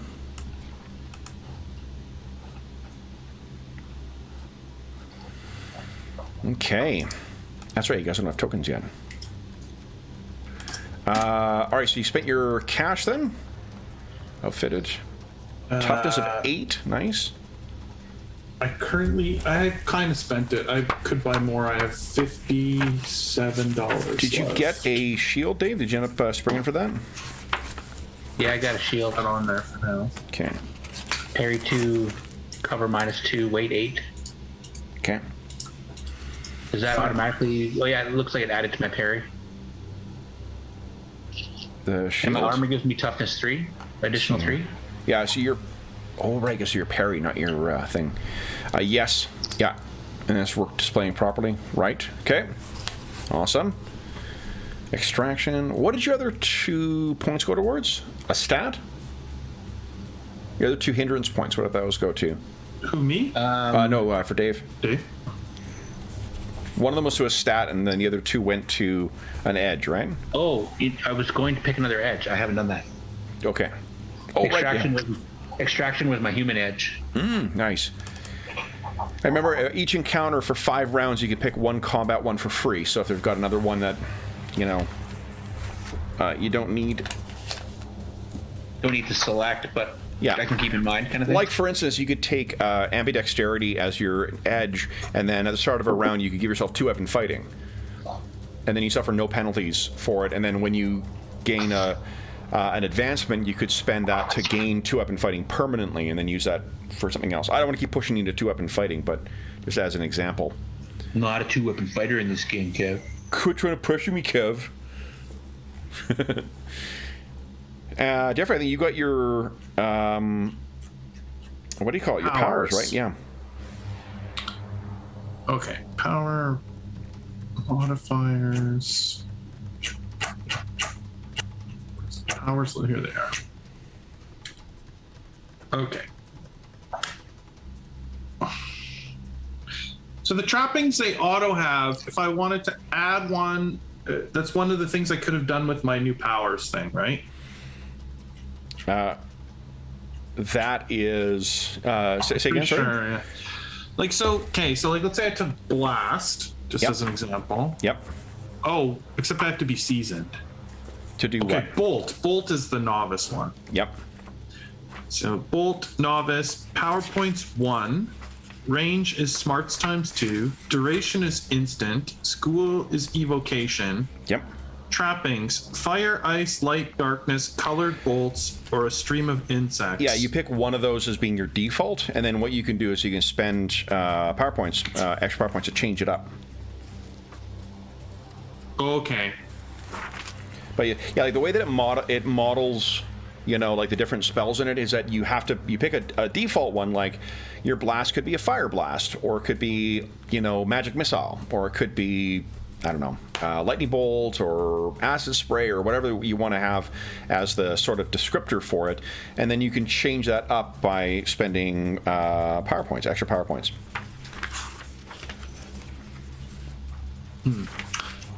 Right. Okay, so I choose one of the trappings. Yeah. And that's your default that you would cast without having to spend the... Because on page 172... Or actually, hold on. I think I've got in a handout here the power modifiers. Where is it here? It's probably lost way in this crap here. Yeah, here we go. Power modifiers. This is from core Savage Worlds, but things like selective... where is it here? It's not listed there, but adaptable caster is one you can do as well. Spend one extra power point, and you switch up the trapping. And then Bolt itself has some other ones in there as well, some of which you can only take at season, but like if you spend 2 extra power points, you can jazz up the damage, so it goes to 3d6 instead of 4d6. Or sorry, 3d6 instead of 2d6. Oh, I see. Oh, the stars mean you have to be higher level? Yes, the stars mean you have to be, I think you have to be seasoned. Where is it here? Yeah. Yeah, it's the way that the game models the level, like how there's the tiers of spells in D&D or in Pathfinder. Right, okay. No, actually, you have to unlock them with class edges, but then those class edges are keyed to certain tiers. So, like, where is it here? To become a Arcane Master, you need to be Veteran. And then you can gain access to those higher level permutations of your spells. Oh, I see. Yeah. So, like with Bolt... Right. So if I wanted a higher rate of fire, so it would increase your rate of fire to 2. I guess that means you would shoot 2 bolts instead of 1. Yeah. So it would be like a scorching ray, maybe, if we're going with fire still. Right. So then I would have to take that thing, and then I could select to have my bolt be faster. Take that as your class edge, and then you could do any of those things. Once you've unlocked the Arcane Mastery, you can do Disintegrate. You can do Greater Bolt. Spend 4 extra power points, and now it does 4d6 on a hit or 5d6 on a raise, and is considered a heavy weapon, which means it can like destroy castle walls and shit like that potentially.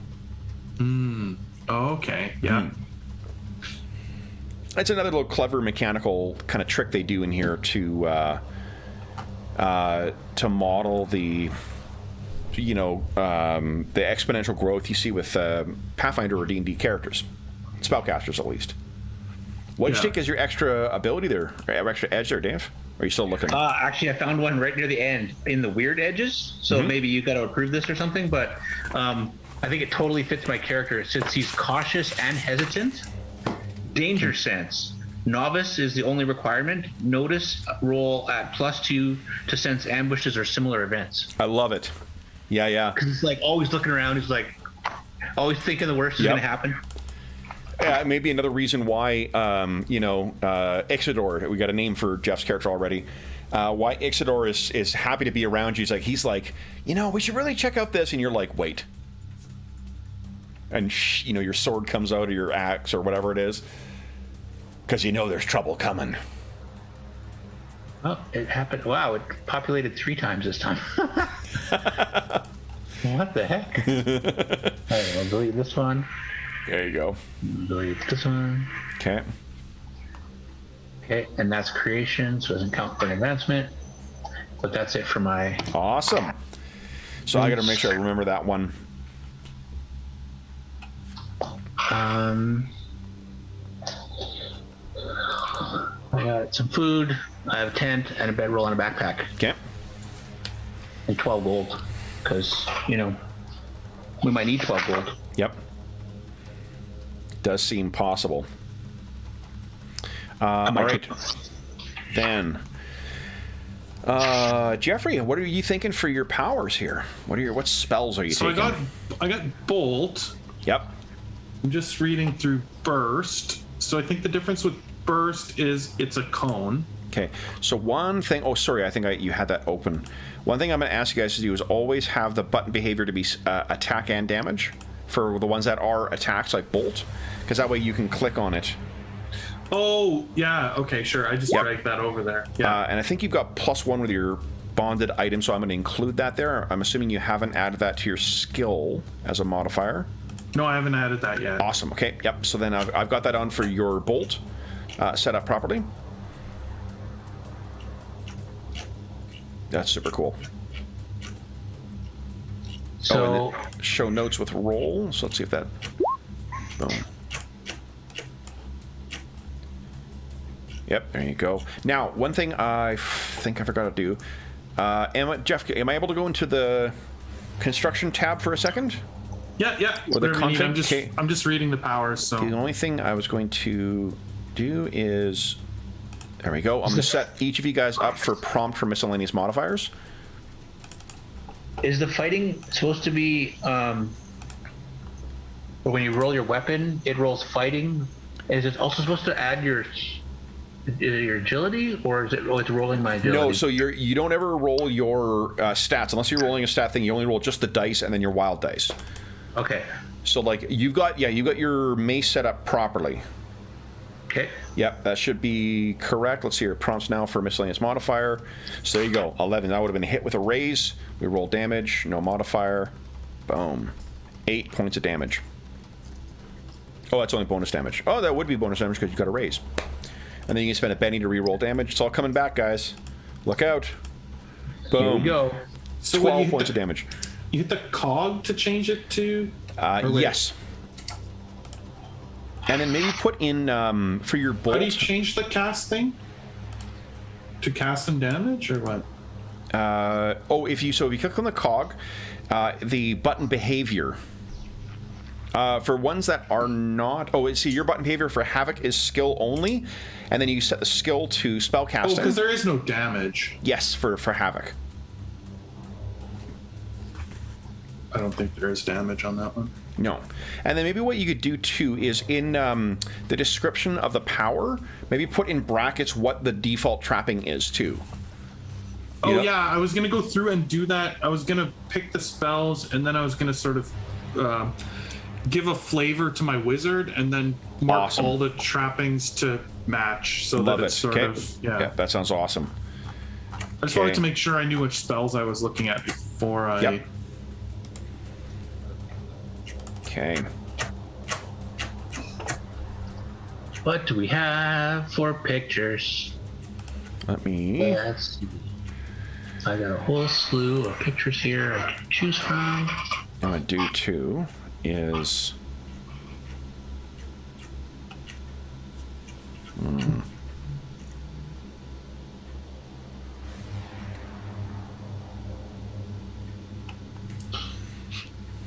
trying to remember what we called our Pathfinder Innistrad game. Are the trappings the only options that they list, or are they examples? They're examples. If you've got something else that sounds cooler, you go right ahead and add whatever you like. Right. Yeah. Because I just noticed sometimes, like, they in the greater description, it kind of lists a little bit more beyond that, the ones that are there. Okay. Adding a couple of things here.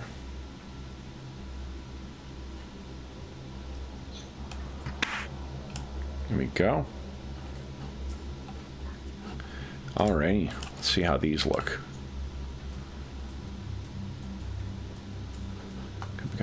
Copy. Okay, yep, there's Herrenkirk. I've got a lot of Iron God stuff here. An awful lot. Huh.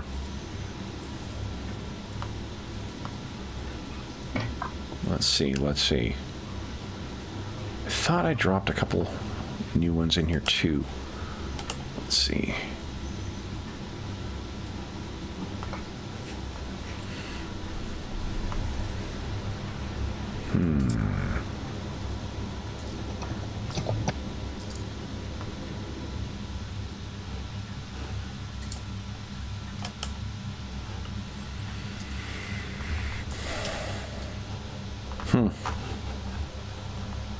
I was watching our Starfinder game yesterday, guys, and it was funny because the setup for the tokens was actually complete, like not just like where we had things, but I saw myself open up one of the little tabs for the tokens, and it was different than what it's been in a while.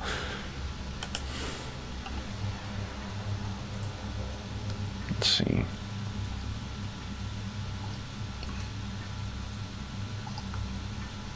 Just going back up to the full list of wizard powers. I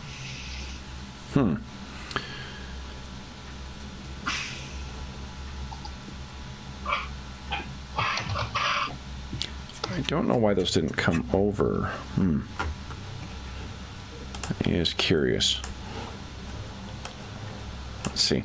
How are our heroes coming? I see we got a name for Dave's character too. Let's see here. Hanalek? Yep. Okay. Is your guy good to go here, Dave? I am looking for an image. Okay. And I have 12 more gold to spend on knickknacks and stuff, but You are flushed. Flush with cash, I tell you. I have food and water and sleeping utensils. That's Nice. what I need, right? Okay. And then I'll close this cog off for you, Jeff. And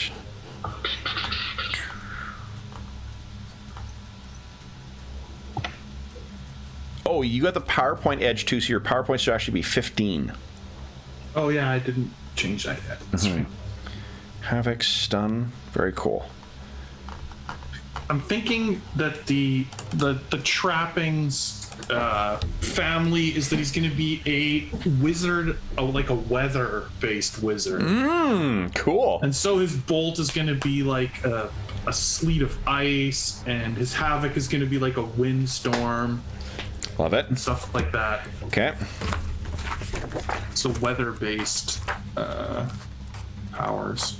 Okay. So I just wanted to read these two more.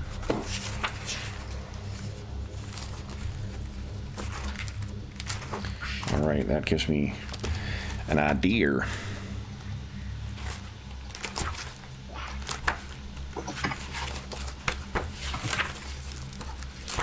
I should double check this Kickstarter and see whether this stuff's... I could have sworn that this stuff shipped already. So I think I've got a shipment from one of the delivery whatever things showing up just before the vacation as well. Should do a bit of check. So need protection. Okay. Tall.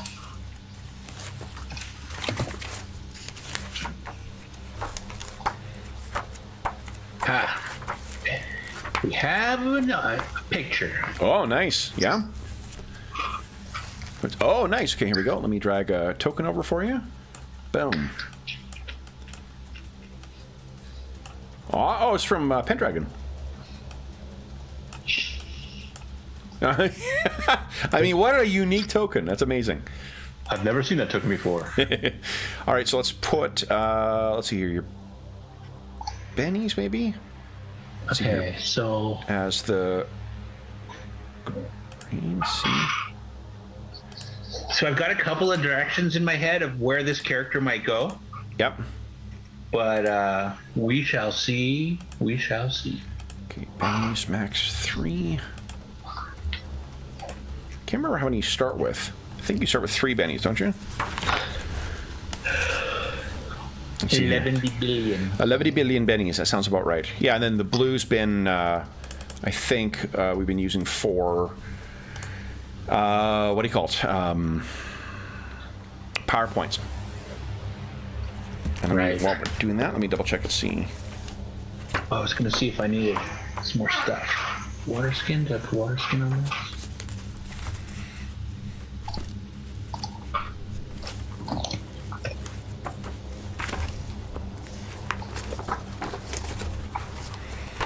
Okay.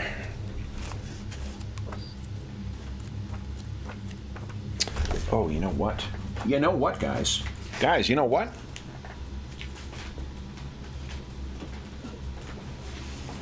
I think. Where is it here? Varisia. Incroyable. This will be great.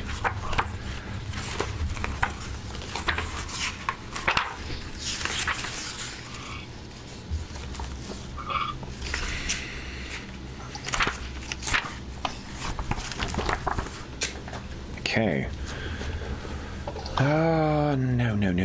No. Let's see. I'll check and see how many bennies you start with as well. Let's see here. Bennies. You know, one thing I will say with Savage Worlds books as well, I feel like they are written like they are supposed to be used at the table. Like, for looking up stuff and finding a quick little, like, blurb, you can find precisely the rules you need. Almost like it's written for, like, a another kind, like a miniature game or a, board game where you want to, you don't want to sit and, like, analyze the whole thing and have a full diatribe. You just want to have a quick, like, this is the rule, that's it. Well, and when they're referring to other rules, they'll often tell you where that rule is and what page number. Yep. Well, it's really... Which is great. Yeah, really well done stuff. All right. Okay, one. I got it. Okay. Oh, you got all your powers? Yep. Cool. So let's see. I know Bolt was 1. Bolt, Havoc, Stun, Protection. Good call. And Entangle. Nice. I'm just gonna tick show notes with rule. I'm gonna go even farther than weather, and it's gonna be like it's all gonna be storm based. Cool. So like bolt will be like actual lightning bolt, I think. Yeah. So it's All right. So I need to have a raincoat or something. Yes. So do I put that under trappings? Is like light electricity or what? I would put it in brackets. Like, you're gonna remember what it is. Describe, what you feel the spell is. I've got it set so that it'll show the notes when you roll it. So, like, for instance, here you go. Boom. Your lightning bolt will show up with the full description of everything. So if you happen to cast it with different trappings, you can select a different one. Oh, wait, bottom. Oh, I see. Yeah. Yep. Oh, okay. So you're saying don't put like lightning in the trappings? In the trappings, you don't need to worry about changing that. Just put in the power description what you want the thing to be, like your actual spell. Deleted it. Oh, okay. Well, it doesn't matter if it's there or not. Like like you know what you can change. The trappings are only suggestions. If you want to clear it out and just have just the description, that's fine. Hanalik Riverstone, love it. Oh, I see. Because it is like, I get what you're saying. Because they're suggestions. Yep.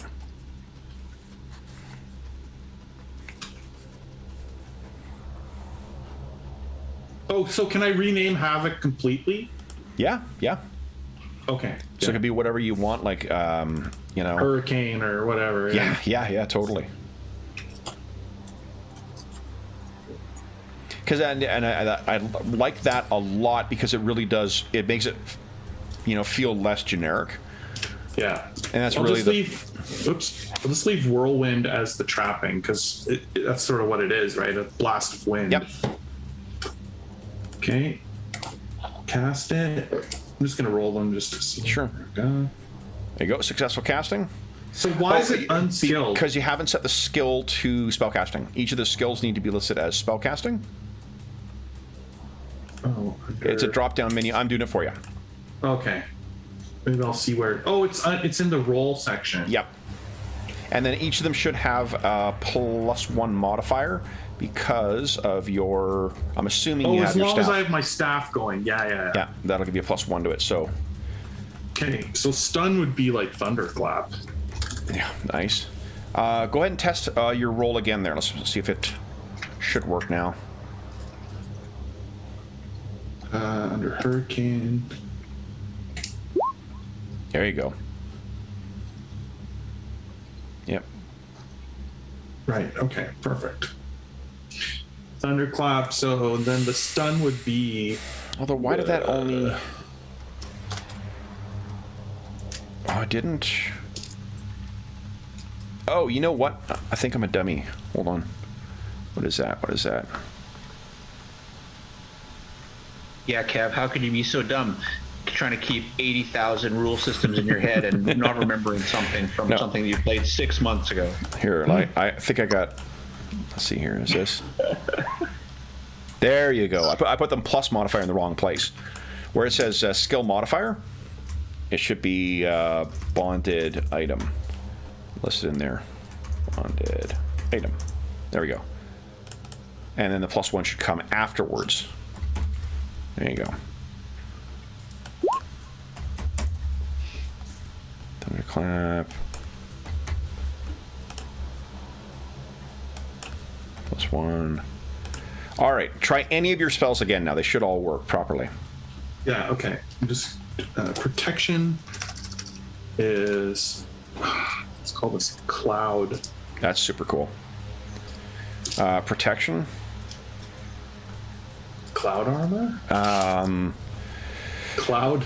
What about harrying hail or something like that? So it'd be a swirl of like hailstones or something that keeps you protected?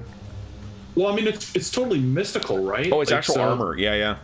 Like, it gives you 2 points of armor, so it's just sort of like... quick rhyme of protection? Like R-I-M-E? Ooh. Like a rhyme of frost? Yeah.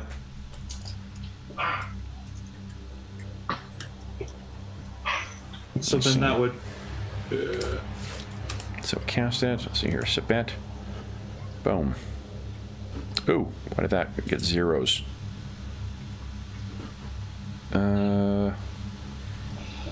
Skill only. What's going on with this? Spellcasting. Let's try that again. Okay, something's fucking up here. Oh, you know why? I think I'm a dummy.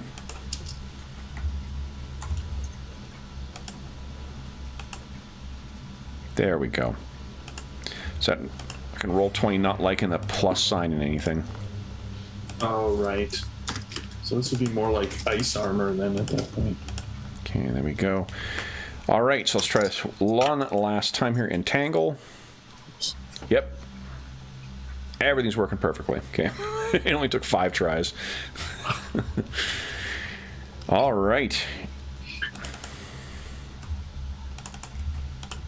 So for Entangle... Yep. Like, it's sort of totally magical, right? Yep. What if it's like an actual like torrent of water? As in like, it's like trying to walk in a fast flowing river or whatever. It's like ankle deep or whatever. Like, Yep. if you know what I mean. Like, so instead of vines grabbing you, it's just like fast flowing water. So that's like tripping torrent. Yeah, I like that. Because that's all it really does. Yeah, it just keeps the person stuck. Yeah. So I'm going to call it flowing water. That's the trapping. Because it kind of is supposed to be so that it gives you an idea of like what it would be strong against and what would be able to get past it. Whew, look at that casting. Wow. There we go. Tripping torrent. I like it. Okay, there we go. We got a water-based wizard or a storm-based wizard. Okay. I think I've got everything. All right. So, and I double-checked you guys do start with 3 bennies at the start of each session.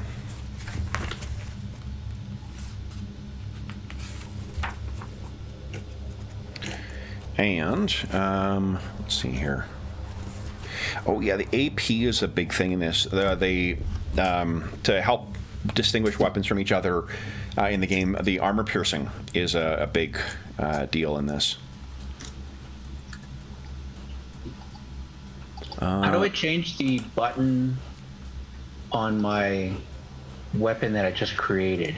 If you click on the cog, it will give you button behavior, attack and damage. There attack we go. and damage, and then you can select what skill it uses. It defaults to fighting, I think, but if you're do you have any ranged weapons? Couldn't afford them.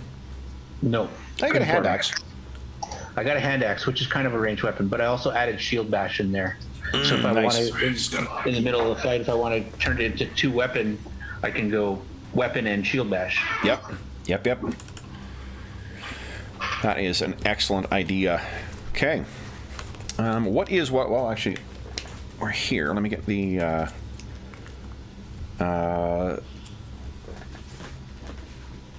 stats and attacks and stuff down here. Let's see. I'll get this on a new thing. There we go. All right. So, what's your parry, Hanalek?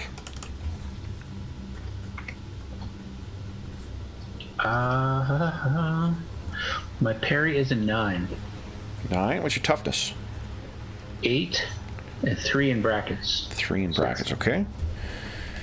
All right. And I think that's everything I need from you. At least for quick reference. Stats parry 2. Oh, and the danger sense gives me a +2 to notice if it's an ambush. Okay. Check that. All right.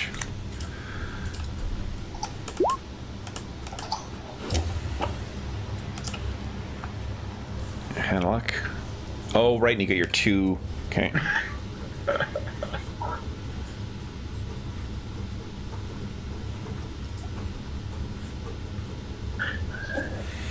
All right. And then Exodor. Let's see here. How are you coming together? I think I just need a picture. Nice.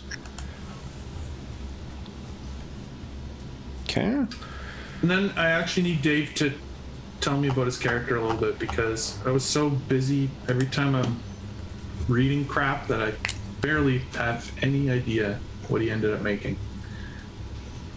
So I've got a sword and board fighter. Yeah. Who is cautious and hesitant, but fights, but lives by a code of honor. So he's got some challenges with being a fighter. Hesitant makes him draw 2 cards for initiative and take the worst of the 2. Ooh, unless he draws a joker, in which case he can play that whenever he wants. Okay, so if he gets a joker, he can use it. Yeah, and his edges are extraction, so pulling out of danger effectively, and danger sense. So noticing, bonus for noticing traps and getting ambushed. Cool. What about you? Your storm Yeah. So arcane? yeah, I'm a wizard. Obviously, my hindrances are outsider, so people react a little negative to me sometimes.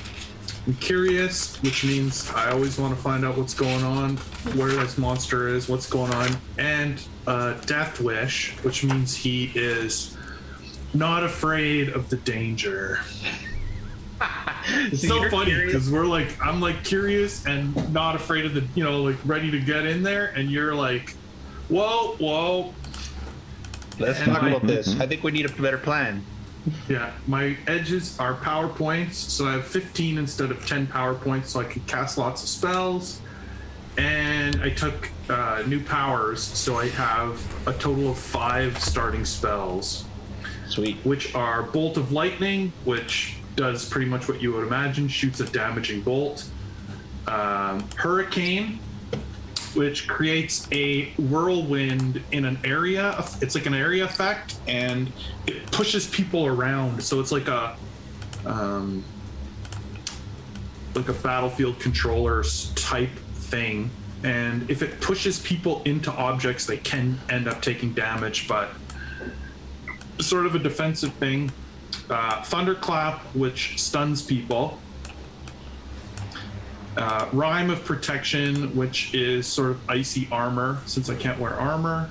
And Tripping Torrent, which basically is like an entangle effect. So it causes, is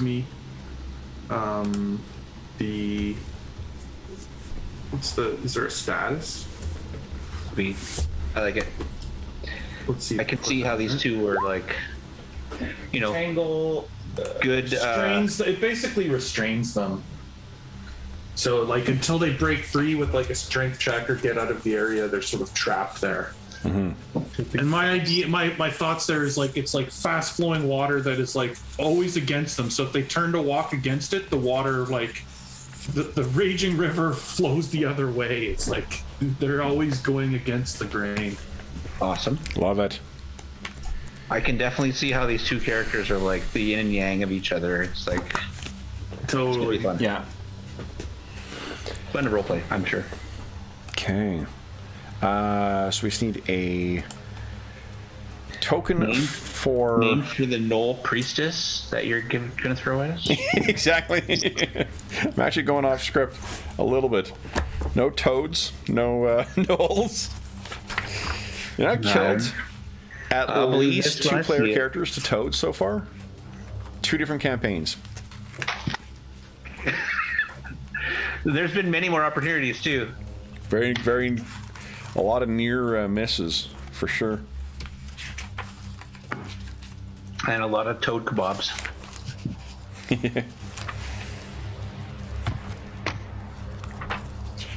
All right, let's see here.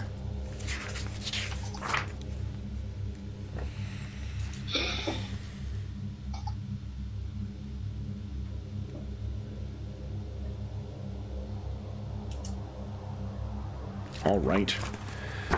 So, a lot of the good images are like for this type of wizard are really zoomed out, right? Because you're doing elemental effects or whatever. yeah.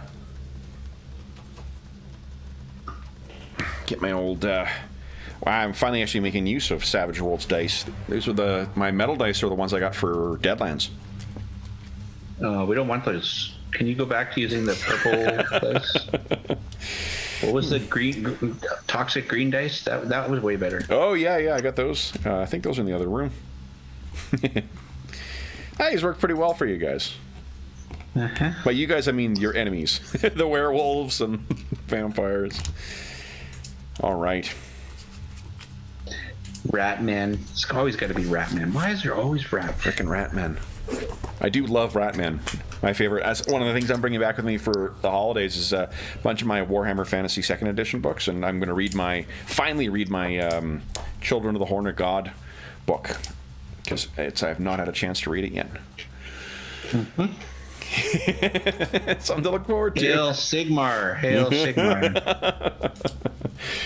I've got to do a before I leave for vacation, doing an end of year thing. So I've been kind of thinking of some of the games that I like, that I enjoyed the most, in the sense of, like, as soon as we were done playing, and I was like, I can't wait to get back to this.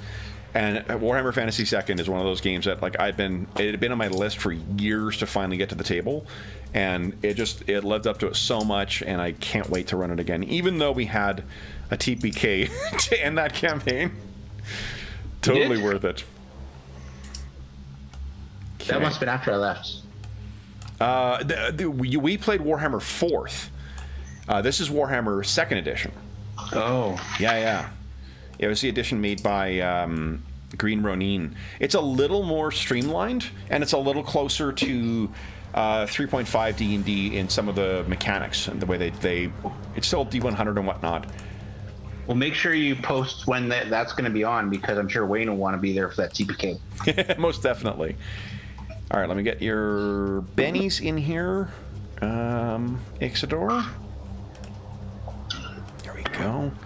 And you have 3 bennies. And we'll put your PowerPoints in your blue bar. There we go. Let everyone see that. Visible to everyone. Oopsie. Visible to everyone. Put it below. Okay. And there's Ixidor's nameplate. Go. So you make sure yours is visible to everyone too. Oh, what's going on here? There we go. Just teasing you, Wayne. Everyone. I would say Wayne was the one who was the most supportive of, like, even though you guys died, I didn't want it to happen, and I was happy with it. Was a fun session for the Starfinder one from last week. So thanks for that, Wayne. That's awesome. Awesome. Okay, so guys, we have characters together. We have about 40 minutes left to play. Let's get killed. I mean, let's go fight something. Let's play some games here. So, guys, this is the land of Innistrad. Let's see what other music I've got here.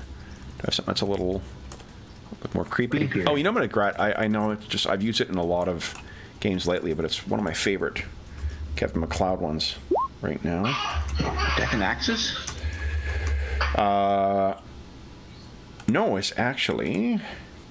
Go. This one. Let me turn all these off here. Go. We should invite Kevin MacLeod and the map maker guy out one day. I think Kevin MacLeod has a lot better things to do this time than with us. That is an insanely prolific and very heavily used creator. Yeah. But this one here... We're so fun. Well, I don't take that now. I just got it. All right, so then, guys, I'm going to put this up a bit, too. Here in the land of Innistrad. So, our scene opens, guys, on a wind-swept protrudence. What's the word I'm looking for here? There is a piece of rocky outcropping that juts out into a angry... Oh, you know what? I bet you I've got... Let me see here. Do I have... Is that under Innistrad? It was not. And how do you say your character's name, Jeff? Ixidor? Mm-hmm. Ixidor. I didn't come up with a last name yet. He's like Madonna. He doesn't need a last name. He doesn't need a last name.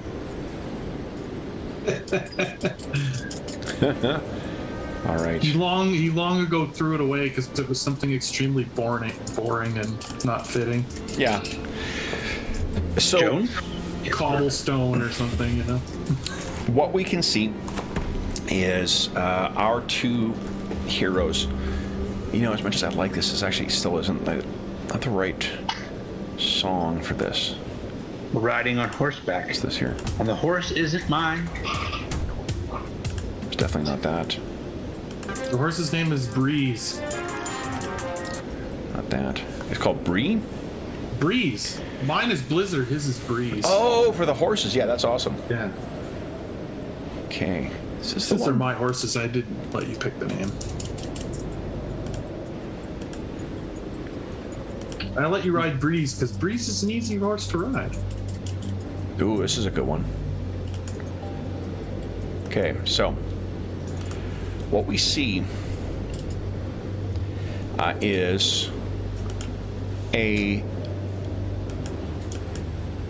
barren, almost free of trees, but still covered in a terrain that is covered in these stubborn and thick like brambles and bushes that sit atop a prominence that juts out into this angry and tempestuous sea. We see that there is a worn and slightly overgrown path, a cobblestone path that leads up towards the peak of this prominence that is jutting out. And aside from the howls and the drifts of fog that seem to come in, you can hear the sound of the ocean below, and you can hear the thunder of the surf coming in against the base of the cliffs. But it's largely hidden by the fog that has rolled in. And the first sound we hear is the clip-clop, clip-clop, clip-clop of two horses traveling at a, what is it, a trot? Yeah. Yeah. It's trot, canter, gallop, right? That sounds right. Okay, yeah. I actually broke that out at a Discovery recently, and I got it right. I was like, forgive me for saying stupid, because someone was saying they had difficulty with certain, certain speeds with their horse, and I was like, okay, well, is this the range, and this is the one you have issues with? They're like, yeah. Okay. My gaming has paid off in my day job. What we see galloping along, and there is with the sheen on these two horses, and on the riders is a very thin layer of mist, because there still is the blowing wind, and there is a ever-present fog. It's not raining in here, but it does seem to have moisture in the air at all times. So, guys, Isidore seems totally at home in the mist, and I'm assuming that your character maybe looks a little not happy with it. Yeah. Okay. So your coat is pulled in tight around you, Hanaluk. Isidore, you're riding up. What do the horses look like, guys? Anything distinctive about them that stands out? I think they're sort of almost like mirror images of each other. Blizzard is a gray horse with white spots, and Breeze is a white horse with gray spots. Okay. If you could sort of picture the difference between that. Yeah. And which of you, sorry, you said before, but which of you were... I ride Blizzard, and Analik rides Breeze. Okay. So, as you guys are riding up, you're riding up towards along this road, seemingly towards the peak of this cliffside kind of prominence. And we then see off in the distance there's lightning that plays across this storm that lurks out in the ocean. Oh, thanks, Intel. I have a driver that I can install. Thanks. Because everyone at home will hear the sound of my notification too. It does seem that there is a storm coming in, but what the flash of lightning does is it illuminates a structure that sits at the apex of this cliff, looking out over the angry and shrouded ocean. It is a 3-story sanatorium that you guys are riding to. Ooh. You guys, I think that this is something that Hanalek, the weather with this ride up here is making you doubly regret the Ixidor being talked into this. Imagine all the people that have been through that place, friend. No, I don't want to imagine anything in this similar. Why would you even say that? Oh, the twisted minds and the thoughts they must have had. Yeah, and this is like a perfect place to get ambushed. Let's just keep riding. I wonder if their minds sort of leave behind an energy of madness in this place. Would you Really? kindly give us each a common knowledge check, please?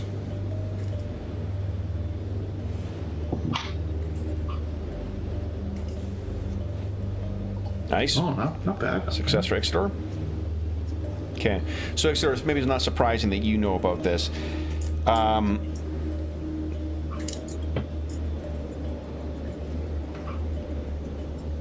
So this place was operated years ago by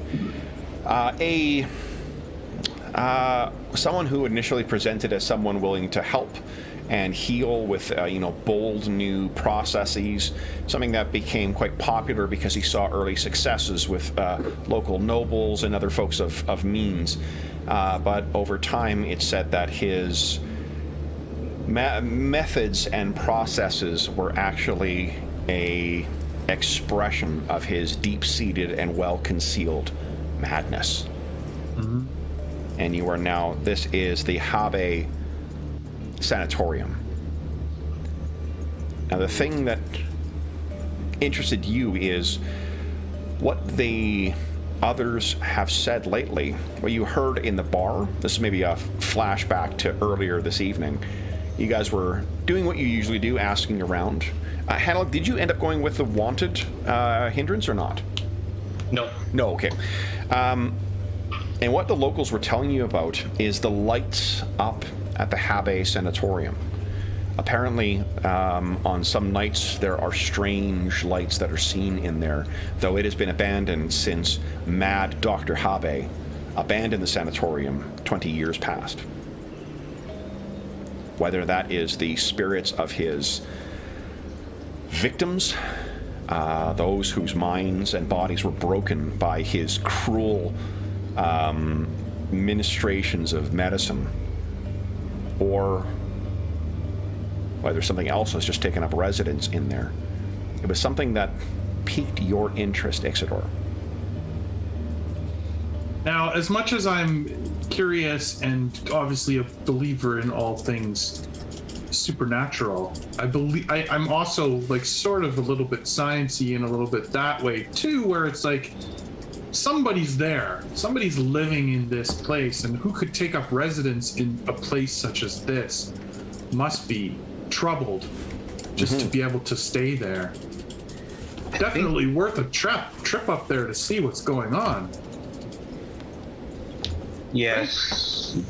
If there's somebody who's troublesome up there, we definitely have a duty to help. Wow. None of these townsfolk are willing to go investigate.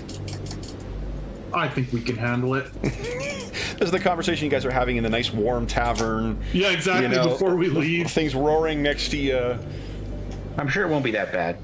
And the journey will be fun. It always is. And we cut back to on the road. Hannah is drenched in rain. Yeah. Ixidor, the rain is hitting you, and seemingly you're completely, immune or unaware of the troubles. Just enjoys it, and in fact, like every flash of lightning out over the sea almost brings a smile to his face. Yeah. He still has a childhood love of thunderstorms. Does he read any portents into the weather? Like I wonder what he would make of a but coming his storm. portent would be like he sees the coming storm as like us riding to this place to confront this evil. Like this is like, of course we've arrived. Okay. This could be an epic clash between our good and whatever's up there. So there's maybe a moment where Ixidor, you look over, once the lightning hits, you kind of look over at Hannah with a smile on your face, and Hannah, you can just feel it on his face, like he said before in the past how, like, look how bad this weather is. Like, it's a good thing. And all I'm thinking about is, my armor's gonna rust. You think of how oiled much it this morning. But, yeah, but it's still wet. So, and Ixor, what are your, I need your parry, your toughness, and then any, like, hindrances or edges that I need to know about for combat. Okay. Parry. I think your parry's a 4. That is correct. Yeah, Parry okay. 4, toughness 5. Okay. And is there anything else, like, for instance, Hanalek has +2 to notice an ambush, and he draws 2 action cards and takes the lowest of the 2? I don't think any of mine have mechanical Okay. effects. All right. So you guys were making your, you're riding up, and you can see this thing. It looks like the trail is probably another, like, maybe 150 yards until you reach the base of the sanatorium. I'm not sure. Do you think? Well, Hanalek, you're obviously the planning ahead type. Do you think that you've had any discussions before about this, or is it like once you see the sanatorium and you see that it's just the bare building, whatever, if there were fences or other things around before to protect this place, they've all blown down or been knocked down.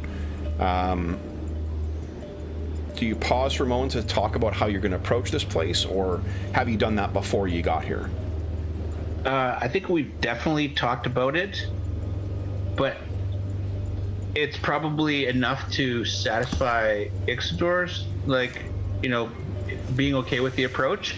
But Hanalek's, like, also sitting there chomping at the bit thinking, do I ask him if we want to, like, slow down and talk this out? But it's also raining, and maybe I shouldn't, because I don't want to sit here in the rain, and he'll love sitting in the rain and probably want to talk forever.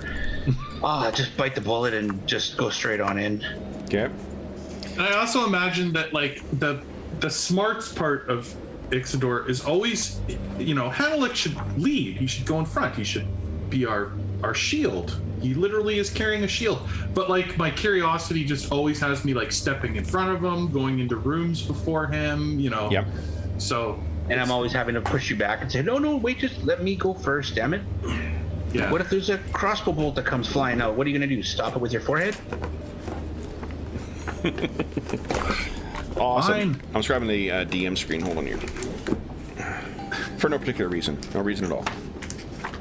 What is my rhyme of Frost Blast? Okay, here we go. I think this character generation process is a lot of fun. So if these characters died right now, like, I would just make another one. Totally. It was a lot of fun. It was very, very cool seeing these characters come together. I'll see if we can see them come apart. And didn't take nearly as long as I thought it was going to take. No, and it's worth noting too. Like we haven't touched this game in 6 months, so this is coming into this game completely fresh. What you guys, or what I need from you, Hanalek, was would you kindly give us a notice check? Jeff, you need to interject with some random comments to prevent the combat from happening. I was just trying to figure out duration of spells. Does my bonus apply? I'm just kidding. It does apply. +2. Oh, man. Oh. 7. Okay. So, Hanalek, you pause for maybe a moment where it's exactly as you described, what you're trying to decide whether you want to carry on or turn back.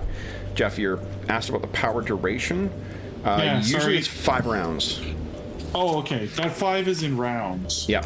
And then what you can Okay. do is you can spend, I think it's 1 power point to extend the duration. Okay, yeah, that's all. I just wasn't sure because, like, some of them said minutes and whatever, Yep. and others just say Can 5. maintain for 5 rounds. Once it's up, then you spend 1 power point to maintain it. So, and remember, you can do multi-actions, I believe, with spells 2. It's just a matter of you take the -2 penalty if you're taking 2 actions. All right, so as you're at the top of the cliff, Ixidor is about to ride forward. I've already forgotten which horse each of you guys are on, so Who's on the black horse with white spots? That's me. That's okay. Blizzard. That's Blizzard. Okay. It's gray. It's gray with black or white. Gray with white spots. Okay. Hanalik, you can see that there are things in your night vision has not been spoiled by the flash of light that's up there. I'm picturing that you guys are riding along with maybe like a lantern or something hanging from a pole at the end of one of your like a pole stuck into a saddle so that the horses can actually see ahead of them. And you can see off to your left, maybe about 10 yards away, there are things moving, crouched in the heather. Ambush. Ixalar's probably heard that word like more times than any word he's ever heard Hanalik say. It's like ambush. But So at this point, where? Often I'm right. To the left. I think that's what Kev said. To your left, yeah. Hostiles. So, I'm gonna shout out if sure. there's no What are you other saying? action. Hey, you there! Okay. Show yourselves. I'm trying to get my shield on. Let's What are you doing? drop into. So you're on horseback right now.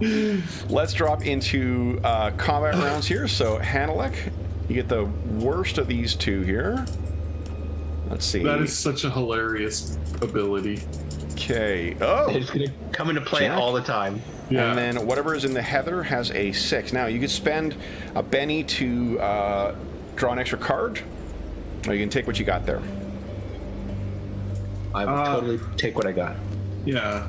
Okay. What happens when you draw an extra card and you take the worst? Well, if you take the worst, then you would just take the. So if you draw another card, you could I take would draw it as a 2 and then take the replacement. worst of the 2. Okay. But I'm not going to get Wait, much no. worse.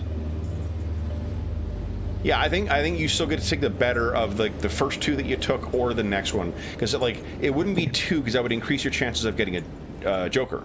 Yeah. That's actually what it says in the description, though. What's that? Hence, just being a minor hindrance, it actually increases your chances of drawing a Joker. Oh, well, there you go. Oh! Oh, no, but that's Oh, initially. interesting. It initially gives you the chance of drawing a Joker. Right. Not for drawing an extra card. If you spend a Benny to get an extra card, then it's just...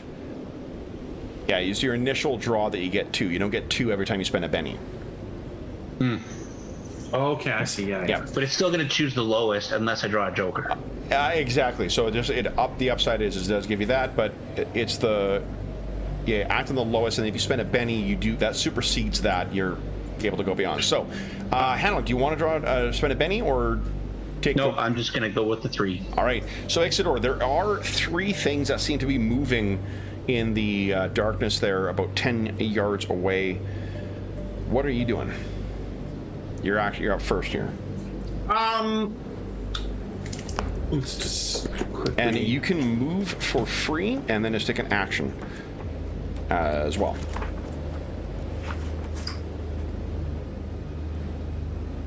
Because you're up first. You know what? Let's see. Oh, where's the range? Is one of these... Sorry. PowerPoint's range. Mm-hmm. Oh, so if its range is my smarts... Yep. So then that means its range is 10. Yep. Right? So what does that mean? Like 10 feet? The distance is each inch is equal to 1 yard. Oh, so it's 10 yards. Yes. Oh, 1 inch is Okay. equal to 2 yards. Okay. So it's 20 yards is the range. Okay, Yeah. I got it. Yeah. You're Oh, so that's pretty far. Feet, 'cause 6 feet. Oh, let's say, yeah. So it's 2, yeah. So they're not, I'm going to set them as 20 yards away. Right. Okay. Perfect. Yeah. Okay. So, sorry, Exeter, what do you want to do? And how far do I move on a round? You move whatever your movement rate is. Should say, I think your pace is a 6. You can run, and then you roll your run dice, and then that's okay. added to Actually, it. this round I'm gonna actually get off the horse. Okay. So you drop down from the Get horse. off. Yeah, get off Blizzard. Yeah. Okay. And, so you drop down. Anything else? Just hold my staff up, sort of. Okay. You know, over my head, sort of So you blocking could, the mist. you're not casting your armor? I mean, I haven't seen a threat yet, so no. Okay. I wouldn't necessarily just. Sure. All right. Then it is whatever's turn is in the bushes. So we will see something come running.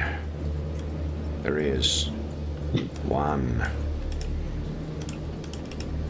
2, 3 things.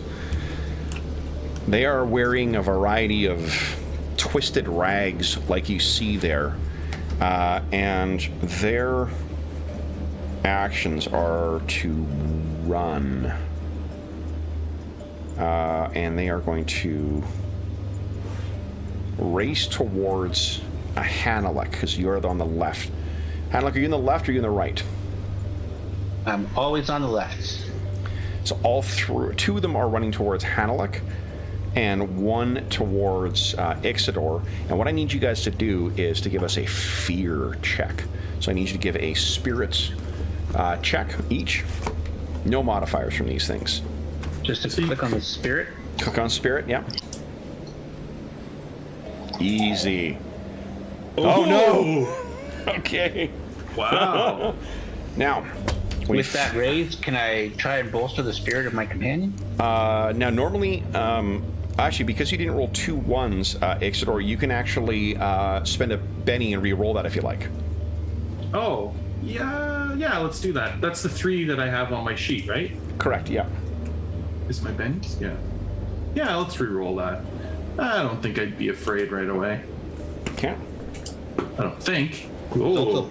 Only 4 15. is success, right? 4 is a success, yeah, there's no modifiers. So you steel yourself. What I mean, these things running out of the darkness, running out of the blackness towards you. They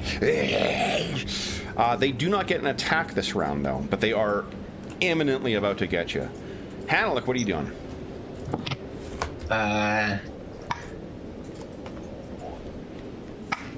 Feeling like I need to protect my friend, like always. I mean, like I should.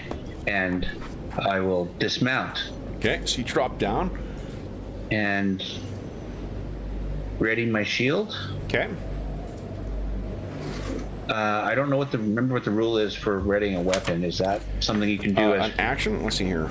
It's under the combat section. Let's see here. combat? I think it's free to draw a weapon, if I remember. But readying a weapon, you'll be ready up to 2 items as a free action. So your shield and your sword are out. You drop down as your movement. These things are engaged with you. Do you want to attack? Yeah, I will swing bada. Go ahead. All right, heavy mace. By the power of Grayskull. That is a hit and a raise. So go ahead and roll an attack. There's currently 2. I got 1 on Ixidor, 2 on you. Hanalek. Holy smokes! So you get the bonus damage. What does it look like as you fucking annihilate this first one? I think Hanalek hits it like right in the collarbone and smashes like right through its like chest cavity, and just like a broken bones all the way through. Yeah. Now this thing is surprisingly intact. It feels very much like crushing through an actual body. This is not like desiccated things. It's a reflection of how fucking strong you are. That thing leaves them down on the ground, and that is the end of our first round, guys. Next round. Hanalek. 7 or? Oh. Ixidor? That's not bad. It's not bad. Queen? Pretty good. Ghouls. A 9. Now because I've got 2 players, I have 2 bennies. I'm going to spend a benny and get a new card. 8. It's bullshit. All right. So then, unless anyone's spending bennies. Oh, No, you're I'm- acting after. Dave, you want to spend a benny? So if I get a higher card, it doesn't help me, right? No, if you get a higher card, it helps you. The only one is the initial draw. Okay, so I have a 7 right now. Yep. And you've got a 9. So if I get a higher card, I would still go ahead of the monster. Yes, exactly. Then let's do it. Let's do it. Here we go. You get... And that's the red card? 10. The red. Yes, the red is tracking your bennies. Okay. All right, so first up is Ixidor. What are you doing? Let's try some of this magic. This thing out. also, it fucking reeks. Even with the rain and the mist and whatnot too, you can smell the stink of this thing as it gets up. Yeah, let's blast this thing with a bolt of lightning. Okay. And is there a method to do a raise? No. I guess I'd have to add that if I wanted to. Well, no, a raise is what you roll. You don't choose a roll. Or sorry, because I can spend 2 extra power points to increase the damage. Oh yes, no, you. There isn't a way that's on there. What you might do, like we play this on a regular basis. I'll just roll an extra d6. Yeah, you would probably put like a supercharged lightning bolt or whatever you want to call it. Yeah. Okay, but go ahead. I would probably call it like forked lightning or something. Oh, cool. Yeah. Okay. Okay, but I'll say I'm casting forked lightning, so I'm going to spend 3 power points. I will roll the attack. 5 is just barely enough. Oh, now hold on. Spellcasting while in melee. I wonder if that gives you a modifier. Yeah, I honestly don't know. I might have modifier. Let's see here. No. The only reason I ask is because if well, can I step away first then? I mean, I might. But do it would that give you it would have a free strike then against you. Yeah, that's. I mean, that might be better though than losing the spell. Yeah. Okay, so firing into melee has a chance of hitting an innocent person. Let's see here. That's why I kept Ranged weapons in melee. So may only use a power or a one-handed. Oh, so you can use a power in melee. Okay. Yeah, because I'm just like lightning right in his face. Yes, two-handed weapons you cannot. If attacking a non-adjacent target while in melee, the attacker instantly becomes vulnerable. That's cool. Okay. All right, so then yes, that does hit. Go ahead and roll damage.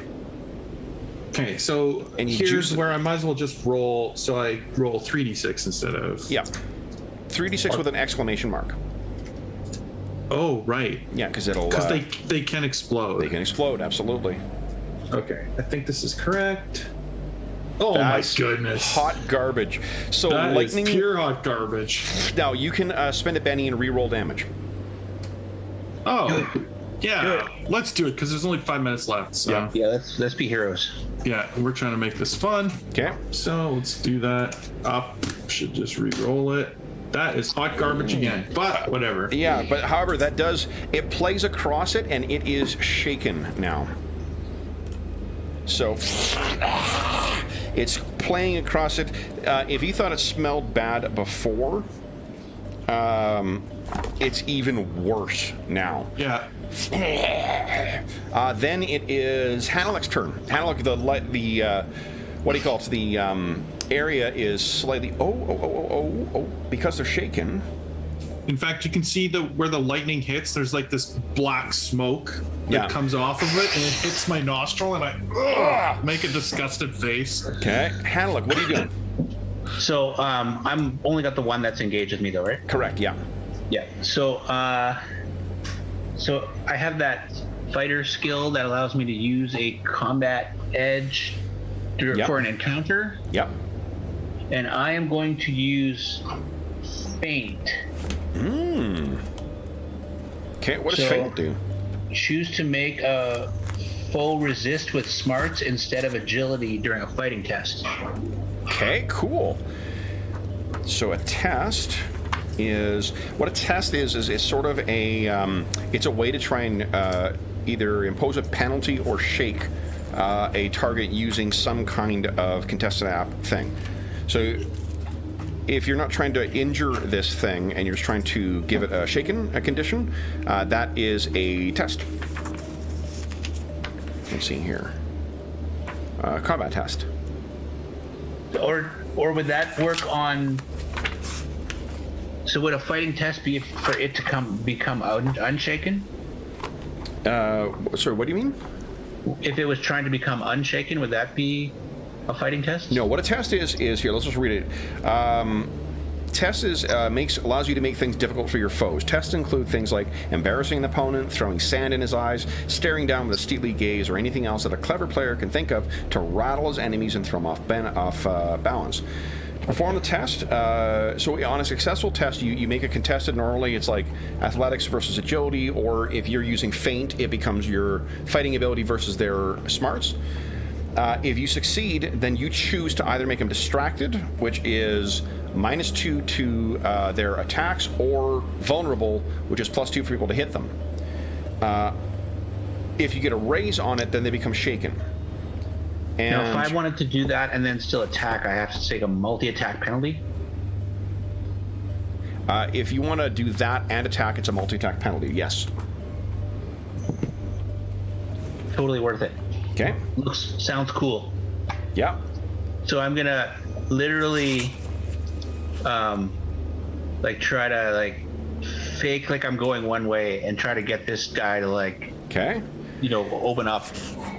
I'll make so a fighting test? Yeah, you make a fighting check, and then I'll make a smarts check for him. Let's see. If you want me to make the check beforehand too, let me know. I can roll that so you know what you're rolling against. Serious. You got an 8, I got a 3. So you got a success with a raise. So it is shaken already, which means you've opened. What do you think the clever maneuver that you've done is to set it up? Because remember, shaken is the first step. When something is shaken and then if it would become shaken again, normally it then takes a wound instead. And if a wild card, then that usually is enough to take these things out altogether. Yeah, I think it's like a fake with the shield. Okay.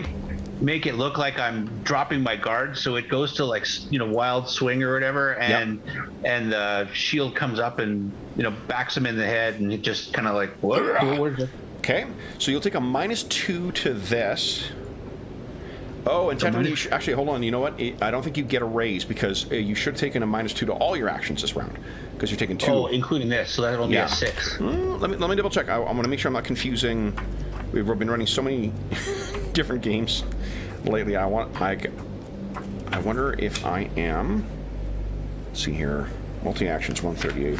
If I'm confusing the storyteller rules here.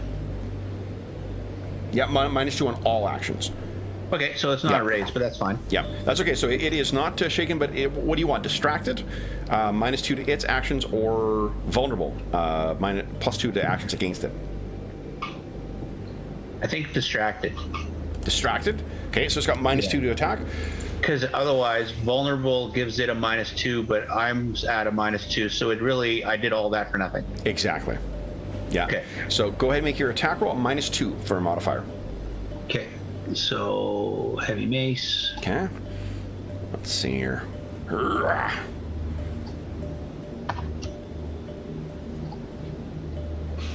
Nice.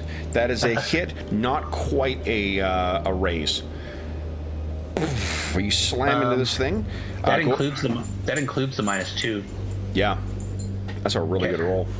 Okay, so go ahead and roll damage. Oh my God! So what? That's crazy. Wowzer. So what does it look like? Maybe it's not the game. Maybe it's not 3.5. Maybe it's just Friday nights. Friday nights are good to Dave. Friday nights are good for fighting, apparently. So tell us what this looks like as you absolutely annihilate this thing, too. Yeah, I think it's just crushed its skull. Heavy mace right into the skull, and it just you see this caved in spot where the mace hit, and I actually kind of have to yank it to get it out. Okay. Awesome. All right, that is down. Did you want to make a move at all? Remember, there's a gang up bonus that you get if you have an extra adversary in there. Okay. Well, actually, I don't have to be opposite, right? Nope. And I know that Ixodor likes to do flashy stuff, so I don't want to be on the other side. Yep. I want to be adjacent somewhere. It's a good call. All right, so Hannah, it's one stroke and one of them goes crashing to the ground. Smash! Your mace just devastates a second, and you race over behind this one that is trying to shake itself in recovery. All right, now because this thing is the Walking Dead. It gets a bonus to recover from being shaken. So +2 to recover from being shaken. I just don't roll a 1 on my spirits. It recovers from being shaken, which means it now gets to act. And let's see here. Did not enjoy that Ixidor at all. Leaps at you. And I rolled a 4, which is a hit on your parry. And then damage is strength versus 4. All right, you have no armor on right now, right? No, I don't. Okay. All right, and then there is, let's see here. Your armor, or your toughness is a 5. So here, I rolled an 8, so you are shaken by this thing. You're not wounded. Okay. I need a vigor roll from you too, please. As its disgusting claws kind of grab onto you and you pull yourself back and you can feel it tearing away at your flesh. Oh my goodness. You want to spend a penny? Yeah, I'll spend my last penny, then not. Okay. Hopefully not suffer this. I have a good, decent vigor. Come on. Come on. There you go. Okay. Phew. So you pull yourself back. You feel as if that's a wise thing to not let this thing get its disgusting, diseased claws into you.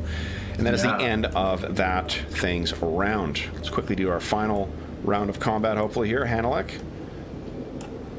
A 6 and a 5. Ixidor. Joker! You guys each get a Benny. Nice. And does it replenish some of my power points or no? No, just get a Benny back. Okay. And then you get to choose when you act. And then, for this thing, King. Oh, so, Ixidor, when would you like to act? You want to act before this thing, or you want to let it attack you again? Yeah, I'll act before this thing. Okay, what are you doing? Sorry, I didn't ask Hanalek. Do you want to spend a Benny to get a new card, or...? Sure. Sure. Okay, here we go. Do it. Boom. 8. Okay.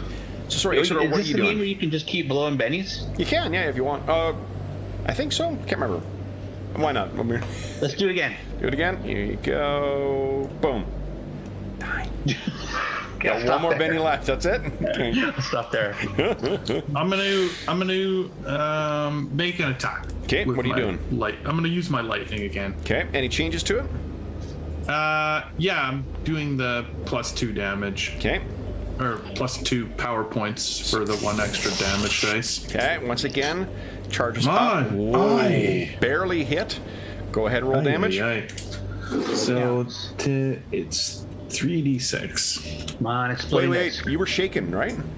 Actually, I have to see if I'm unshaken. You can spend a Benny to automatically unshake, and then take your actions, or I'll you just can do that. Yeah, I'll do that. Okay, so you're unshaken. Yeah. So then, do you want to roll your attack again?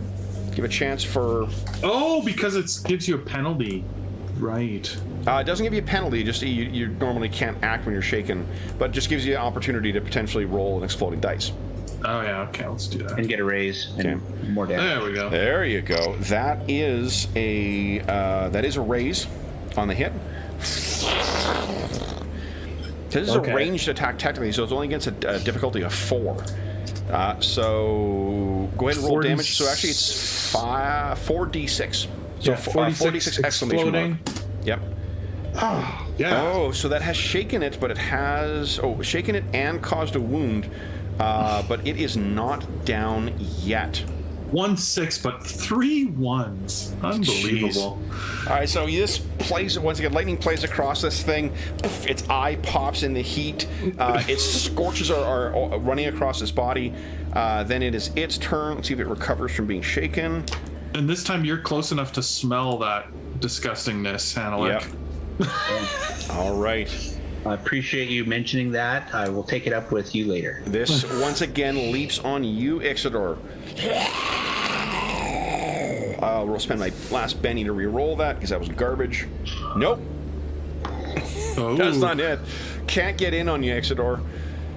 But so you're keeping it at a distance with your. Maybe there's electricity still playing across your staff. That's keeping it back. Yeah, Hanalek. distracting it. Crush this thing, Analik. You get +1 to your attack because of gang up bonus.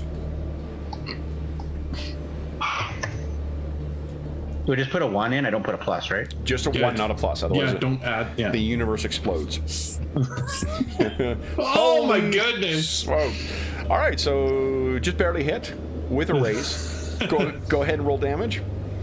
We take your bonus damage here as well. We go 15 points of damage. That is enough. So, Hanlik, what does it look like as you drop this last thing? I think Hanalik notices a spot that's clearly been singed by lightning, and he like just tries to hit that spot, and it just kind of like melts a part of it that's already melted just kind of like drops away, and that's it. So another solid crunch, and another one drops to the ground.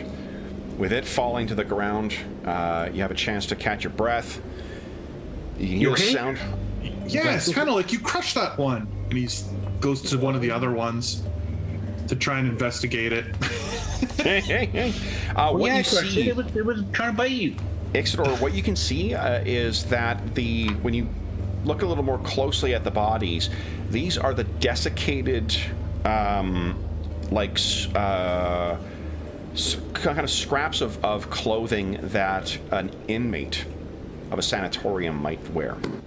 Oh, wow. And with how filthy and stained that they are, you would expect that this may have been decades of mud and other vile substances that have worked their way into these things. It's almost crunching under the movement, like a piece of cloth left out in a field, to accumulate dust and debris over the years. The thunder rolls in further from outside. You look up in time to see the light once again illuminate the 3-story sanatorium. It awaits you, Ixidor. And I wonder what secrets lurk within. We'll have to find out about that in the new year. So, for those listening at home, thank you so much for joining us for this character creation session for a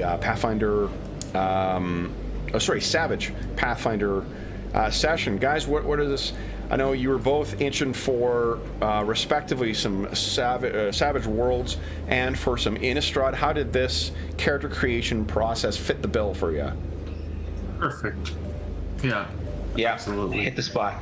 Nice. Yeah. Awesome. So then, for those listening at home, thank you so much for joining us for this session. Will we be returning to our Innistrad heroes? I guess we'll have to find out in the new year. Until then, if you have any comments, questions, or concerns regarding the session, this game, or the Innistrad, I guess, setting or anything like that, please don't hesitate to leave a comment in the comment section below, and I'll endeavor to reply in a timely fashion. You can also find us on the Dungeon Musings Discord server, which you can find a link to in the description of this video. You can also find me on Twitter at Dungeon Musings, and you can find me by email. My email address is dungeonmusings@gmail.com. The last thing I will say is a huge thank you to my fine friends and our players for tonight.